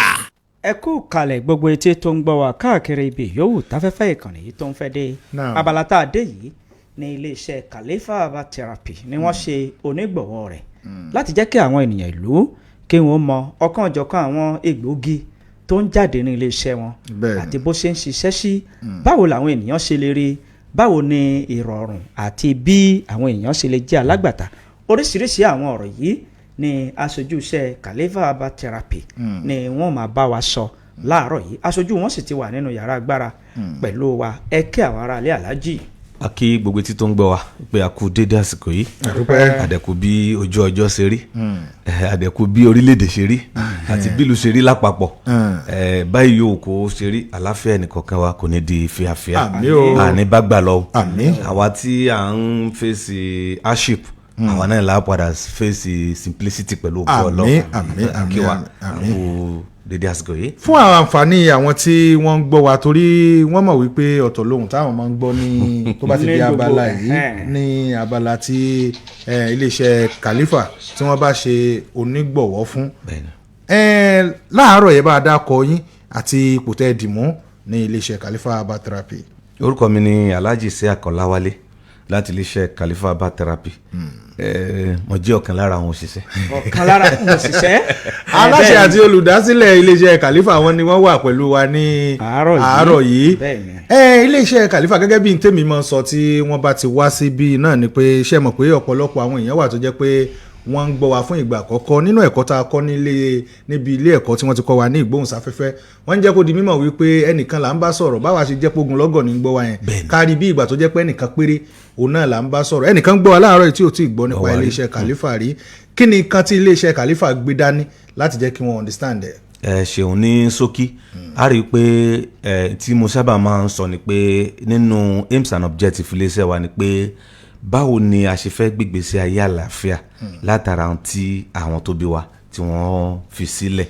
A máa ń sọ pé ọ̀pọ̀lọpọ̀ àṣà ni a ti sọnù aṣọ àṣà ìkíninu aṣọ àṣà ìbánisepọ̀ nù ẹ rí i pé láyé àtijọ́ a kì í gbọ́jà mùsùlùmí sí kírísítẹ́nì ọ̀pọ̀lọpọ̀ àwa tá a jẹ́ mùsùlùmí sùkúù tó wà ládùúgbò wa lásìkò yẹn báyìí jẹ́ ti pásítọ̀ báyìí jẹ́ fàgílíkà ìbẹ̀ la máa lọ ẹni tó jẹ́ kírísítẹ́nì tó bá yẹ pé Ansarudeen ni tó bá yẹ pé yóò wà ládùúgbò ẹ̀ wọ́n bá dìgbà léyà àjọ sọdún wọ́n bá dìgbà Easter tá a wà yìí àjọ ṣe but ọ̀làjú ti gba kìnní yẹn àti kéèyàn yọ àṣà kúrò nínú ẹ̀kọ́ ó ti gba kìnní yẹn ẹ wo ètò kìnní ẹ wo bá ti mú wọ iléeṣẹ́ ó dàbí nǹkan ni pé àti ra fún ọdún méjì tàbí ọdún mẹ́ta tá a sì ń kíra pẹ̀lú ti ẹ̀rín ti ọ̀yàyà àwọn míì ń bẹ láyé òde òní good morning good morning good morning wọ́n kàn fi mú kíra wọn déédéé náà ní ń bẹ nínú ètò ìlera débi pé gbogbo ọ̀nà táwọn bàbá wa ń lò láyé àtijọ́ láti fi sustain life wọn tẹ́mi wọn fi ń gùn àti fi ọ̀làjú àti fẹ́ fi dànù àwa wá ọ̀nà láti jásí pé kíní yẹn bóyá kò bá àsìkò yìí mu nínú ìpèníjà táwa discover ni pé nínú oògùn ìbílẹ̀ ó máa ń rùn táwọn yẹn máa ń complain ó máa ń korò táwọn yẹn máa ń complain kò lóǹdíwọ̀n táwọn yẹn máa ń complain kò rọrùn láti lò táwọn yẹn máa ń complain kò ní òǹtẹ̀ ìjọba táwọn yẹn máa ń complain kò wá kárẹ́bù pé ok nígbà mo wá wà níbi iṣẹ́ ẹni kí n lo àgúnmu níbo ni mo wá kókó kí. iṣẹ́ mo kọ́ máa fi yẹn ṣe ẹni bí ọmọdé tó gbá màlà lọ skul ni kọ́ wá fẹ́ jẹun ní break experience burúkú nù. kọ́ wá ṣe abọ́ àmàlà tó kí wọ́n jẹ. yẹ ẹlẹ́kọ̀ọ́ wọ́n bá mi sínú agolo àwọn agolo mílìkì jọ̀hún ló máa ń kó sí. experience burúkú. ó ti ṣe wáyé. ó ti ṣe mílì ni ẹsẹ̀ ìfúnkún ni alájí. ṣé gbogbo àwọn ọkọ yẹn là á rò pé ok ẹni tó wà níbi iṣẹ́ bẹ́ẹ̀ ṣe wà níbi iṣẹ́ sìn ẹ̀fẹ̀ Ọlọ́run kó ṣàlékún àlàáfíà wa ẹnìyẹn wà níbi iṣẹ́ ó fẹ́ lóògùn àárọ̀ ó dẹ̀ ti jíde látago 7 àdẹ̀ní kó lò kó tó di pé yóò jẹun tó bá ṣe àgbo mi lẹ̀ òórùn rẹ̀ lè máa wà. táwọn tó wà lọ́fíìsì mú wọn máa bomú. bẹ́ẹ̀ ni tó bá ń pògì tó wọ́n tún máa sọ ògì agúnmu mi ń bẹ tó yẹ pé dúdú ni. wọ́n á sọ pé yóò kọ́kọ́ lẹ́bu kó tó káròyìn yóò lẹ́bu wọn àní mọ̀ pàgùnmu lẹ́ni ẹlẹ́ni mú. bọ̀tọ̀ ọ̀pọ̀lọpọ̀ àwọn nǹkan yìí ní iléeṣẹ́ wa ṣe sí capsule láti lè jásí pé èmi gan nígbà tá ìmúra tá a lọ ní December/January tàdé yìí ó ní àwọn oògùn kan tí a ṣe fẹ́ ṣe mo ní láti kó o dání kí n tẹ̀sẹ̀ lọ́hùn kó tó di pé a pín káàkiri bọ̀ tèmi aláwọn tó di pé tá a bá fẹ́ produce oògùn kan jáde a sample ẹ̀ ọkùnrin ó lò obìnrin ó lò òun lò nílùú mi yàtọ̀ sílùú tí àti tó bára mu. mo lè wò kọ́ mọ̀ jẹ́ pé ara tiwa tó ti yí gbì nìkan ló lè ṣiṣẹ́ fún. èmi kan gún àwọn kan lọ́wọ́ ní capsule káwá àzúmi pé powder ni mo kó dání. níbo ni mo ti fẹ́ máa wó gìkì. wọ́n làwọn ọmọ Nàìjíríà tún dé. wọ́n làwọn ọmọ Nàìjíríà tún dé. ẹ ti gẹ́ẹ̀tì pọ́ǹtì mi. làwa rí i pé èèmù wa ni pé bó ni ọ̀nà táwọn bàbá wa ń gbà tọ́jú ara wọn bó la ṣe fẹ́ gbé e padà wá sásìkò yìí lọ́nà ti ìgbàlódé ló fi jásí pé ní iléeṣẹ́ wa lénìí egbòogi tó jáde iléeṣẹ́ wa more than 70% ẹ̀ ó ti wà ní capsule. bẹ́ẹ̀ ni ẹlẹ́ẹ̀kejì egbòogi èyí tó jẹ́ olómi more than 30% ẹ̀ ìyẹn wà lólómi àmọ́ kò burú débi pé èèyàn ò lè sí níbi tí èèyàn bá wà kì í rùn omi máa ń rùn torí ẹ kọ́ máa pe ohun tí aláàjì wíwọ́ yàtọ̀ sí ohun tí à ń gbọ́ àwọn àgbo mi ń bẹ tó já sí pé òórùn yẹn gangan ni ó jíjà àìsàn. ṣùgbọ́n kì í ṣòórùn tí ò dá. kì í ṣòórùn tí ò dá ẹ ṣeun ẹ máa wo ọ̀gìnìtì kan bẹ tó yẹ pé táwọn bàbá wa bá fẹ́ tọ́jú ẹ̀ wọ́n pè ká bu kinní yẹn sínú omi gbóná ká wá daṣọ bò bẹ́ẹ̀ni ká steam ẹ̀ ẹ̀rí pé òórùn yẹn ni ó wọnú agbára wa. ìtàn fẹ́ lò gangan lòórùn tó fẹ́ wọnú ara. lè tí ó wọnú agbára so àwọn ọ̀gùn mi ń bẹ tó jásí pé òórùn gan ni máa ń lé àwọn àrùn kan sá. ẹ máa wo àwọn antibiotics kan tó wá tó jẹ́ orthodox medicine tí wọ́n bá lò nísìn tẹ́ni náà bá gùfẹ̀ lẹ́gbẹ̀ẹ́ wa yóò sì máa gbóòórùn. lẹ́yìn ó mọ̀ pé nìyẹn lò yóò máa gbóòórùn kìíní yẹn. so iléeṣẹ́ wa ti wá ṣe débi pé àtolómi àti oní capsule yẹn náà a ṣe débi pé báwa náà ṣe ń kó àwọn egbòogi kan wá láti ìlú mi ó wù àwa náà kan máa kó egbòogi tiwa náà jáde lọ sí ìlú mi. ọ̀nà tí ó sì gbà rí bẹ́ẹ̀ náà ni pé ṣé ó ṣe déédéé pẹ̀lú ohun tí WHO tí wọ́n fẹ́ ṣé ó wà consumable téèyàn lè jẹ́ tí ò ní dá wàhálà lẹ́mìí sí nínú àgọ́ ara ṣé oògùn náà ń kọ́ ṣé ó ṣe déédéé pẹ̀lú ohun tí aráàlú mi ò lò tí a ní máa sọ pé ẹ̀yà yìí ló bá mu ẹ̀yà yìí ni kò bá mu. ok tá a bá wá ṣe gbogbo àwọn kẹta la ṣe nínú ẹ̀ láti fi ṣe déédéé pẹ̀lú ohun tó ń ṣẹlẹ̀ láyé òde òní ṣé agbára tí ń bẹ ń bẹ láyé àtijọ́ tó wà ń bẹ kó má jẹ́ pé gbogbo bá a ṣe ń pò papọ̀ àti yọ agbára kù iná ni ohun tí à ń ṣe ní ilé iṣẹ́ wa tóògùn bá wa ti wá rí bẹ́ẹ̀ torí àsìkò a máa ń ṣe àwọn ètò kan tá à ń pè ní ọ̀sẹ̀ ìlera tá a máa ń gbé láti ìlú kan lọ sí ìlú mi kì í ṣe pé bóyá ńgbà tí mo wá sí iléeṣẹ́ ship mo fi tẹ̀mítẹ̀mí ṣàdúrà fún ẹni tó dá iléeṣẹ́ yìí sílẹ̀ wípé níbi tọ́lá àwọn dé dúró kò ní débẹ̀ pin. àmín. yàtọ̀ sí ẹ̀yin tẹ̀ ń ṣiṣẹ́ níbẹ̀ ẹ̀yin náà ti ní àwọn ìrírí kan láti iléeṣẹ́ kan bọ́ sí iléeṣẹ́ kan. nínú tí ẹ ní tèmi sì comment up till now òun ni dákúrèjì pé iléeṣẹ́ wa ṣiṣẹ́ lónìí kò ṣiṣẹ́ lọ́la ẹ̀kan ni mo gbọ́ rí ẹ̀kan tí mo dẹ̀ gbọ́ rí ó ní genuine reason lẹ́nu ọ̀gbà tí àjọ ní àjọṣepọ̀ yìí àti báwọn iléeṣẹ́ mi ṣiṣẹ́ ọ̀sẹ̀ kan wọn ò ní ṣiṣẹ́ kò wà wọn náà bẹ́ẹ̀. ẹ tó ọlọ́run bá wa yí gbogbo wọn po mo fún yín ní kudos ẹlẹ́ẹ̀kejì ni pé gbogbo àwọn ètò tí wọ́n ń jáde ní iléeṣẹ́ CPFM in fact ó ṣe déédéé tá a máa retí láti gbọ́ gẹ́gẹ́ bí olú ìpínlẹ̀ ní olúùlú ìpínlẹ̀ pé kí la fẹ́ gbọ́ lé ní o kí la fẹ́ gbọ́ lọ́la níta bá ti gbọ́ níbí báyìí ní bùkátà sí pé ká gbọ́ nǹkan míì ní ìbò mímọ́ torí pé kò sí fake information èyí tó wá sí kẹta àwa náà tá à ń ṣiṣẹ́ yàtọ̀ sí èmi ẹlòmíràn tó ń gbé ìpolówó wá sí ọ̀dọ̀ yín mi lérò pé ẹnìkan regret àfi tó bá jẹ́ pé kò sí ní tó yẹ kó ṣe tó bá follow normal protocol. tí ò bá ṣe ní tó yẹ kó ṣe mo like n tẹ́ lo dialogue tẹ́ lo yẹn o àfi tí ò bá ṣe ní tó yẹ kó ṣe. tó bá ṣe ní tó yẹ kó ṣe kò ní regret. gẹ́gẹ́ bí àpẹẹrẹ o fẹ́ polówó ọjà kí ayé ó mọ̀ kó dìlú mọ́ ká ọ wá ṣèpolówó ọ̀sẹ̀ kan o ní ó ta. ẹ ṣe bàbá ẹ ní dààmú kankan. àmín.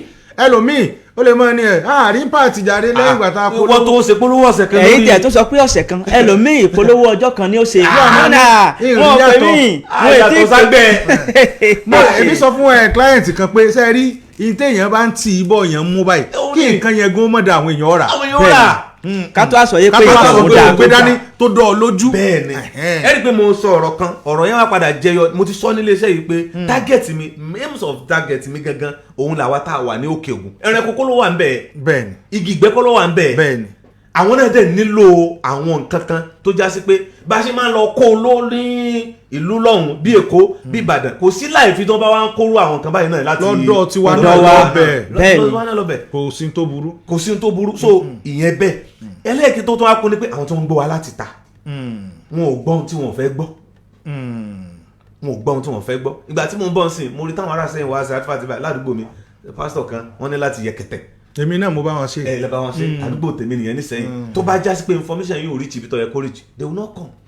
ọ̀sán ni iléeṣẹ́ rédíò tí wọ́n tàtàkò kọ́ fi wá sí ibà yìí. bẹ́ẹ̀ni mo fẹ́ fàyọ níbi ọ̀rọ̀ yẹn ni wípé tí o bá ní egbòogi tó gbádùn tàbí tó bá ní ọjà kan tó lálàáfíà wá ibi tó lálàáfíà tó fi tó gbé lọ tí èsè rọ tó o ti gbérọ dání tó bá tún gbé wá àwágó tún yẹ̀ wò. àbáwò lẹsẹ ní yẹ̀ wò bó lẹsẹ fẹ́ polówó tí o wà standardize ló fi wá jásí pé ọ̀sẹ̀ ìlera yẹn ẹ wo iye ọdún tá a ti ń gbé káàkiri báyìí ẹ wo iye ọdún tá a ti ń gbé káàkiri kò yẹ ká tí ì wá sókè o but a máa ń ní àwọn ìpèníjà kan gẹ́gẹ́ bí nǹkan tí mo sọ kì í sí pé mọ́mọ́ àmọ́ orí yín tàbí gbà tí mo wà sórí afẹ́fẹ́ nínú ìlú tí wọ́n gbádùn marathon extra bitters ní 2025 to 2026 ìlú òkè òjẹ́ kan bẹ́ẹ̀.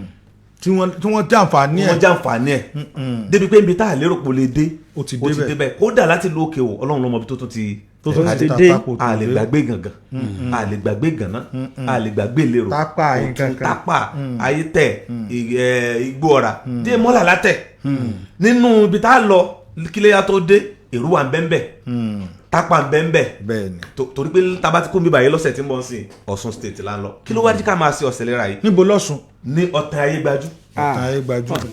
wọ́n lẹ̀ wá kírun náà. ó sì bí ìlú òun lẹ fẹ́ lọ ni. tó lè tẹ́ ẹ fo Òṣogbo ẹ ń lọ sí kírun. a ní fo a gba ìkírun. kí ló dé tẹ́ fẹ́ gbanú Òṣogbo kí ló dé tẹ́ ìdúró lọ́sọ̀gbò mo challenge bàbá Alábí Adéyẹyọ náà jọ pé kí ló dé tí ẹ ń gbanú Òṣogbo. bóyá tá a bá ti dóṣogbo ká gbé mọ́tò kalẹ̀ ká wọ mọ́tò mi o. àbí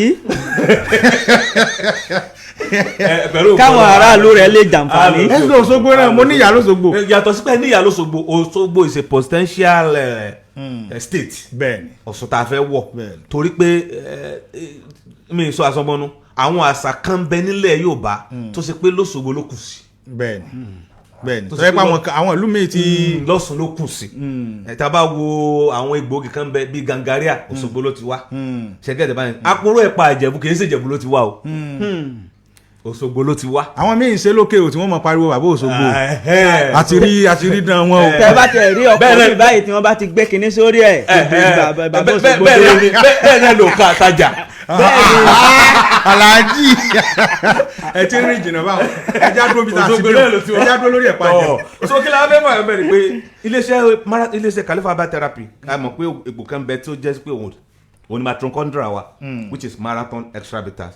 ṣe mọ̀ pé nítorí ẹ̀sìn yẹn ni pé ilé kọ̀ọ̀kan kìí ṣe nǹkan dúdú nìkan la gbọ́dọ̀ máa bá ní ibẹ̀ inú ilé bẹ́ẹ̀ ni gbogbo ohun tí ó máa jẹ́ kí nǹkan dúdú yẹn kó sara lóore kó má dá wàhálà sí wa lẹ́gọ̀ọ́ ara marathon extra bitter òun bẹ́ẹ̀ bẹ́ẹ̀ tá a dẹ̀ ń polongo ẹ̀ láàárọ̀ mo dẹ̀ gbá ládùúrà pé gbogbo ẹni tó bá ti bá marathon extra bitter pàdé ìǹtẹ̀ bá lò fún yóò bá yín dáhùn mú ní àgbà.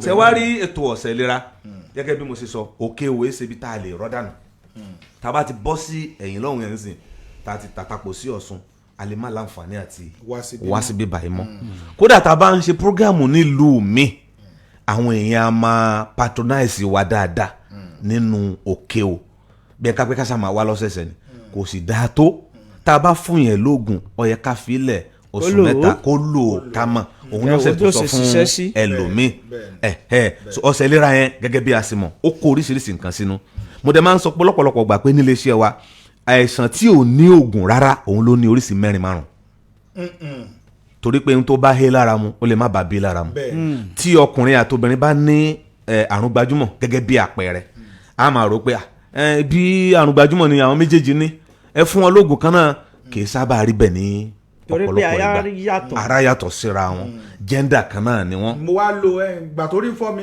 oògùn báyìí mo lò wọ́n náà lọ lò ó yàtọ̀ kì í sábà rí bẹ́ẹ̀ kì í sábà rí bẹ́ẹ̀ ẹ̀jẹ̀ yàtọ̀ ṣẹ̀gẹ́ ìjọba yẹn nísìn èjì yàtọ̀ then ẹlẹ́kejì ni pé gender wa yàtọ̀ ẹ wo obìnrin nísìn tí obìnrin bá kó àrùn gbajúmọ̀ níbi mo ṣe ń bá yín sọ̀rọ̀ yìí ó lè má mọ̀ láàrin ọdún 3-4 torí pé wọ́n ní complex reproductive system àìsàn lè sápamọ́ síbẹ̀ tí wọ́n ò ní mọ̀ tí wọ́n rí bí gbé sí àmọ́ tọkùnrin bá kó àìsàn gbajúmọ̀ nísìn ó pẹ́ jù láàrin 72 hours yóò mọ̀ torí pé agbára ń bẹ tọ́lọ́run fi sínú àgọ́ ara wa débi pé tá a bá fẹ́ tọ̀ àtọ̀ ó dúró tátọ̀ bá fẹ́ wá ìtọ̀ ó dúró ibìkan náà wọ́n sì ń gbà jáde.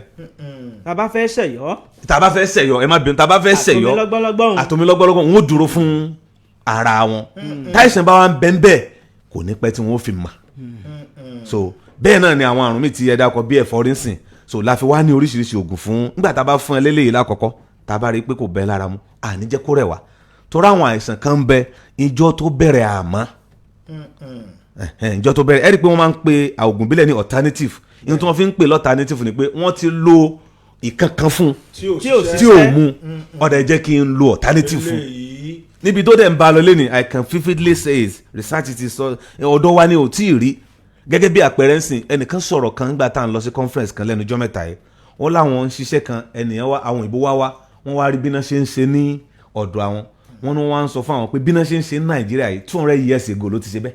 lọ́dọ̀ tiwọn Allahu Akbar 200 years ago ló ti ṣe bẹ́ẹ̀.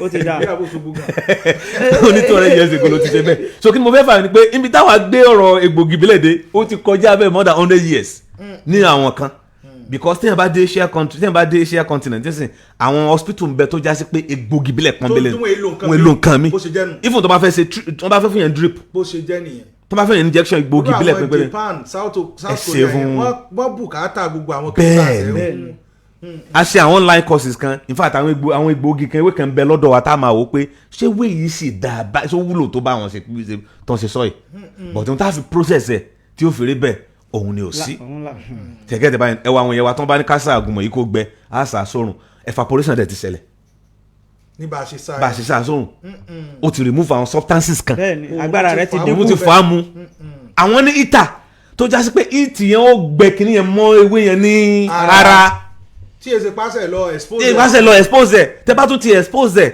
ó tún ti fọwọ́kàn ẹ wo oúnjẹ tá a gbé kalẹ̀ tá a wá kọ́fà láàárọ̀ yìí tó wá dá àárọ̀ ọjọ́ kejì tó ti bàjẹ́ kí ló fà dédé ìgbà tá a fi kọ́fà rẹ̀ àti kọ́fà àwọn bacteria kan mọ́.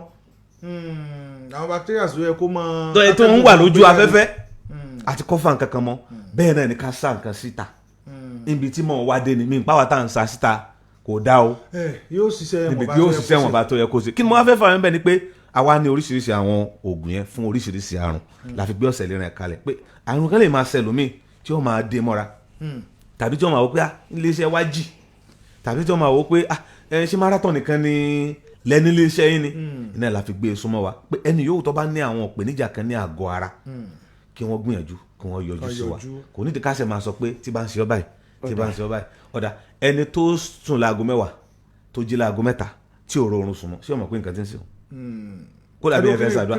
gẹ́gẹ́ bí onímọ̀ ìjìnlẹ̀ nípa àwọn kan kí ni àwọn kan tó lè cause èmi sọ nǹkan kan fún ẹnìkan dó mọ ara tèmi lèmi fi sọ ṣé ẹ mọ̀ pé tẹ́lómi bá jí ní àárín òru yẹn yín tó yẹ kí bóyá tó bá ti expose sí iná ẹlòmíì wà tó yẹ pé tó bá ti jí fóònù ní ọ̀kọ́ mú ó ṣeé ṣe kó má rọrùn sùn mọ́ ṣùgbọ́n ẹni tí ò ṣe bẹ́ẹ̀ tó yẹ pé ó kàn jí ó wá ń sùn padà ó kàn yí lọ yí bọ̀ yóò láwọn kankan tí ń fanú ara. ẹ ti gẹ̀ẹ́tẹ̀ yàtọ̀ sí fóònù tẹ̀ dárúkọ yẹn ẹlòmíì bẹ tó já sí pé ìjí òru ti mọ́ lára yóò dẹ̀ níbi tí ó ti di oorun yẹn padà torí cardiophagus ni oorun òdì tó bá di àìsàn ti dé náà tó bá jí lóru tó sùn lọ́sàn-án ó wá lè jẹ́ pé wákàtí tó fi jí lóru wákàtí yẹn kọ́ ni ó fi sùn ní ọ̀sán ṣùgbọ́n yóò sá sùn díẹ̀ àmọ́ yóò sá sùn ṣùgbọ́n ẹni tí ò bá wá sùn rárá ńkọ́ àmì tí ò bá wá sùn rárá nǹkan kan ti ń ṣe tí ó dẹ̀ tún sùn lọ́sàn ẹ jẹ́ kí wọ́n chẹ́ẹ̀kì àti nǹkan tí ń ṣe nìyẹn ó ti ń rọrùn ó ti ń sì rọrùn ìfúnpá gíga adẹ tó máa ń sọ fún ọ̀pọ̀lọpọ̀ àwọn èèyàn wa gẹ́gẹ́ bí ọ̀rọ̀ tẹ́ sọ yẹn ni o ẹ wo ẹni tó mu ọtí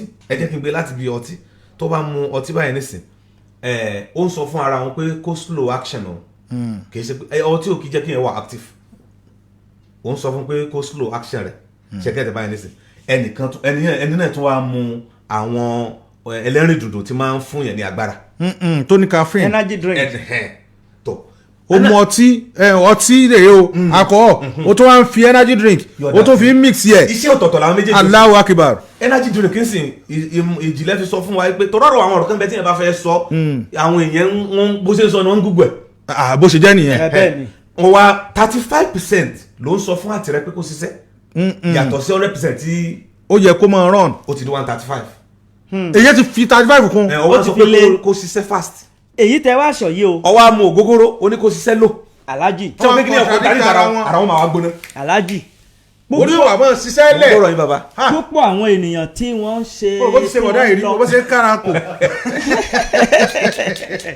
tí wọ́n ń lọ sí òde fàájì òde àríyá ẹ̀rì níwájú wọn. bí wọ́n ṣe ń lo tọ̀hún wọ́n wá mọ̀ dá papọ̀. ìkó máa run ìkó máa slow. yóò mọ̀ takora wọn. temperature máa high. ó ti dà kẹ́ ẹ̀ tó tẹ̀síwájú ẹ jẹ́ ká dé òkè náà. ní kéèyàn máa jóbi kó tún máa mú ògógóró. Marathon extra bitters. Marathon extra bitters. iná gorí ilé fẹ́jú kẹ̀kẹ́ àpáta para ẹ̀kọ́ ọkọ̀ àrùn. kò síbi tá ìsọ̀lẹ̀ sásílágọ̀ ara. Marathon extra bitters. ìní ẹgbẹ́lura kára ó padà bọ̀ sípò. àtọ̀tún àtòsí. Marathon extra bitters ni wọ́n ń béèrè fún. oògùn bílẹ̀ ta fi wí àtẹ̀gbò pọ́nbélé gbé kalẹ̀. ọkùnrin lè lo obìnrin náà lè lo Marathon extra bitters. onírúurú ohun tó bá ń ṣe ní lágọ̀ ara. ọ̀nà táwọn gbà ló ní yàtọ̀. Marathon extra bitters. iléeṣẹ́ Khalifa herbal therapy ló ń ṣe. àwọn náà ni wọ́n ṣe Marathon flusher capsule. egbògi ìbílẹ̀ Marathon ta ṣe lóní horo. bẹ́ẹ̀ náà ni Superman. kò síjà ṣe ń ta wìtìwìtì lọ́jà. gbogbo ẹ̀ ló ti lè ṣe Khalifa herbal therapy jáde. àwọn alágbàtà káàkiri orílẹ̀-èdè Nàìjíríà láti wá máa kó lọ́pọ̀ yanturu Marathon extra bitters, Marathon flusher capsule àti Superman. kò síjà ẹ má máa bọ̀ tààràtà ní opposite olúwatóbi food canteen odò ẹ̀rọ owóde nílùú ọ̀yọ́ 09068510777 09068510777 marathon extra bitters àti marathon flusher capsule oògùn ìbílẹ̀ tó ṣe é fọwọ́ ẹ̀ sọ̀yà. ẹ kú kalẹ̀ lẹ́ẹ̀kan sí gbogbo etí tó ń gbọ́ wa ìtàkùrọ̀sọ tí ó ń lọ lọ́wọ́ yìí ní iléeṣẹ́ Kaliva Herbal Therapy ni wọ́n ṣe onígbọ̀wọ́ rẹ̀ láti ṣí ojú àwọn ènìyàn láti jẹ́ ká mọ̀ wípé ọ̀tún yàtọ̀ sí òsì o bẹ́ẹ̀ ni òsì yàtọ̀ sí ọ̀tún tá a bá tí ọmọ kékeré ò bá mọ ewé lẹ́wẹ́ tí ò mọ̀wé lówè á já ewé lọ́tún á já òwe ló ṣe á wàá fi hàn án wípé eléyìí ló tọ̀nà o eléyìí ni ò tọ̀nà ìdí rèé. ẹlòmíì gbogbo tí ń gbẹnu kọjá kí ní sara láǹfààní. gbogbo ẹ̀kọ́. now nítorí àkókò wa Alhaji ẹ jẹ́ ká ṣe báyìí ẹ bá wa sọ ibi tí ọ̀sẹ̀ ìlera ti ń lọ lọ́wọ́ báyìí. níbi tó ti máa ń wáyé náà ni ní ìsìà ní ìdí àrà lọ́dọ̀ Alhaji Àjànà àwọn náà ń gbà wá ní àlejò láti bí ọdún kan àbọ̀dún méjì tí a ti máa ń wá bẹ́ẹ̀ ni àti kí lórúkọ ọ̀rẹ́ wọn yìí bàbá mẹ́ta. aago mélòó sí aago mélòó. àwọn yẹn wá ti wà ń bẹ̀ láti aago mẹ́jọ okay wọ́n sì wà ń bẹ̀ títí di aago 5 títí tí ó fi di ọjọ́ Saturday bẹ́ẹ̀ ni gẹ́gẹ́ bí ọ̀nà tá a máa ń gbà ṣe ẹni tó bá ti fẹ́ wá wọ́n á mú 3,000 lọ́wọ́ lákọ̀ọ́kọ́ nínú 3,000 yẹn wọ́n á gba káàdì yẹn tán báyìí ti gbà kò síbi tán lè mú wọ̀ nílé iṣẹ́ wa tí ń bẹ ní orílẹ̀-èdè yìí torí pé tá a bá ti rẹ́gísítà orúkọ wọn lórí system yóò hàn lórí system gbogbo lè ṣe wọ́n dẹ̀ tún gba marathon flusher capsule yẹn òun ló ń fọ ìdọ̀tí inú pẹ̀lú ọ̀pọ̀lọpọ̀ nínú 3,000 yẹn náà bákan náà wọ́n á gba marathon extra bitters mo ń fi àìsàn yìí sọ fún àwọn èèyàn wa tí wọ́n ra marathon ọjà ó ti gbéra o.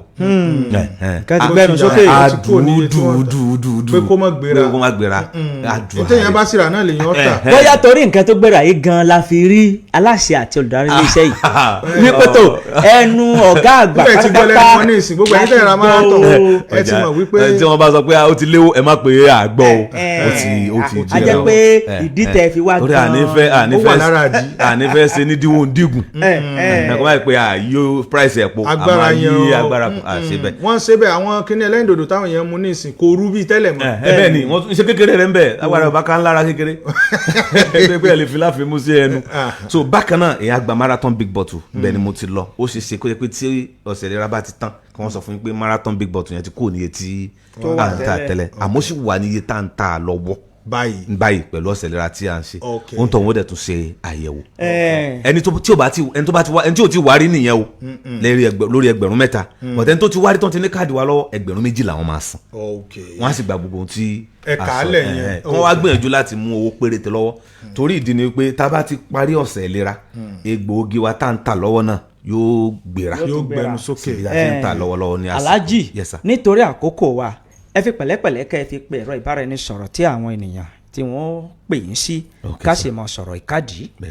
090 69 23 46 33 ẹ̀jẹ̀ àgbọ̀lẹ̀ kan sí àná 090 69 23 46 33. so nọ́mbà tí wọ́n pè yín sí tí ẹ fi dá wọn lóhùn nìyẹn nítorí àkókò ẹ mọ̀ bá dágbére báyìí. tó àti dágbére àdúrà tá a máa ń ṣe léṣe wa ni pé tó gbógun nínú àìsàn ètè tí ò gbógun kò ní fara wa ṣe ibùgbé ọ̀sẹ̀ ìlera yẹn ń lọ lọ́wọ́ ọjọ́ 3 péré òun ló kù má wàá lérò pé àdákọ àìsàn gbogbo ẹ̀kọ́ la lè dá kọ àmọ́ nínú àìsàn tá a tọ́jú àìsàn ẹni tí ò ríran rárá àìtọ́jú ẹ o tójú ti lọ pátápátá àìtọ́jú ẹ o àmọ́ tí bá ń yúnyàn tí bá ń gúnyàn tí bá ń wami tó pọ́n tó ń ríran àmọ́ sọ̀rọ̀ yẹn bẹ́ẹ̀ agbára Ọlọ́run ká tó sì ń ríran bẹ́ẹ̀ ni bẹ́ẹ̀ ni àwọn ìjù kan bẹ́ẹ̀ tá a máa ń sọ fún yàn wípé kó lọ sí hospital. irú ìjù wo ni. àwọn ìjù tó bá ti mú sáì tó bá ti mú scan ẹ̀ wá tá a bá ti rí sáìsẹ̀ bó bá ṣe tó because àyè àgbọ̀dọ̀ máa rísíkì láìfọ àwọn èèyàn nítorí tá a fẹ́ jẹ káwá dáhùn yẹn sí ìyẹn dá Alhaji ìyẹn dá aládùúrà pé gbogbo etí tó ń gbọ́ mi èyí tó kù nínú àìsàn lágọ̀ọ́ ara wa Ọlọ́run ọba yóò bá wa mú kúrò àmàrí tí. ẹ ṣeun Alhaji ẹ lọ́ máa gba àwọn ìpè lọ́lọ́kan òjọ̀ kan adúpẹ́ pé a pè yín láàárọ̀ yìí ẹ̀yin náà sì jẹ́ wa lórí ètò kò ní jù báyìí lọ lórí àjímúná ròyìn fún títí àárọ̀ yìí ṣùgbọ́n kó tó di pé a mọ̀ dágbére mo fẹ́ kí ìyàwó ìkan pàtàkì lára àwọn èèyàn wa ìyàwó Pius onílọ́jọ́ bí ẹ̀ Matthew Pius onílọ́jọ́ bíi ìyàwó ẹ̀ ayẹ́kú ayẹyẹ kan wọ́n sì ní táwọn Ìgbò tí wọ́n bá bímọ wọ́n máa ń fi powder wọ́n máa ń fi kunra wọn àwọn bí wọ́n tún fi powder kunra wọn lónìí níbo wọ́n ti fi kunra wọn. lójú ni ojú àyè àti kanú àwọn Ìgbò bá bímọ ò tí ì rí bẹ́ẹ̀ rí tí wọ́n máa kun powder sójú ara wọn gbogbo tó bá ti rí àwọn Ìgbò báyìí ó ti mọ̀ rí pé powder wọn kùn sójú ìyàwó Pius sẹ́ndì orúkọ. wọ́n tún kun powder lónìí wọ́n kùn látòrò mọ́júmọ́ wọ́n tún kùn látàlẹ́ di kí n tiẹ̀ ìwọ làbúrò ọmọ wádìí powder ni mo pè é ṣebí wọn náà ló ní wọ́n ń kun powder kí ni àbúrò kùn mọ́jú ojúmọ́ máa ń kùn. so mọ̀ pé téèyàn bá kun powder ní òru mọ́júmọ́ ojú èèyàn mọ́lẹ̀ ní gbòòrò wàhálà òru yẹn ó sàfẹ́ràn rẹ̀ ẹ wo wish you happy birthday aunty ìyàwó Pius Mrs. Matthew Pius we wish you happy birthday long life and prosperity kedu ọdẹ̀mà ẹ̀kọ́ ayọ̀rẹ́ kádùn igba ọdún kan ni yóò jẹ́ ọdún eléyìí ò ní jẹ́ àṣemọ́ láṣẹ Èdùmàrè ọkọ̀ gbọ́ àyàgbó. àmín. ẹ wò á ní ìrìjú báyìí lọ lórí ètò fún títí àárọ̀ yìí a máa pàdé tó bá di aago 2 ọ̀sán lórí ètò gbàgede àríyá títí ìgbà náà ọlárẹ̀wájú Álímì ló kọ́ mi èmi ò ní kú o ẹ̀yin náà ò ní kú gbogbo àpátápátá kájọ mọ́ fa ìkú dẹ́gbẹ̀rà ó dàbọ̀. tó bí ó ṣe jẹ́ náà lẹ gbọ́ ohun gbogbo etí tó ń gbọ́ wa a ó tún pàdé lórí àwọn ètò míì abẹ́rẹ́kẹ́rẹ́ àdégbìtẹ́ lórúkọ mi mọ̀ ń dágbére lórí ìròyìn àjímọ́ná fún ètò òwúrọ̀ òní wípé níbi orí mi ó ti là ẹlẹ́dàá mi ò máa ṣáì gbèmí débẹ̀ dandan ìpàdé wa yóò tún di ìgbà míì ó dìgbà.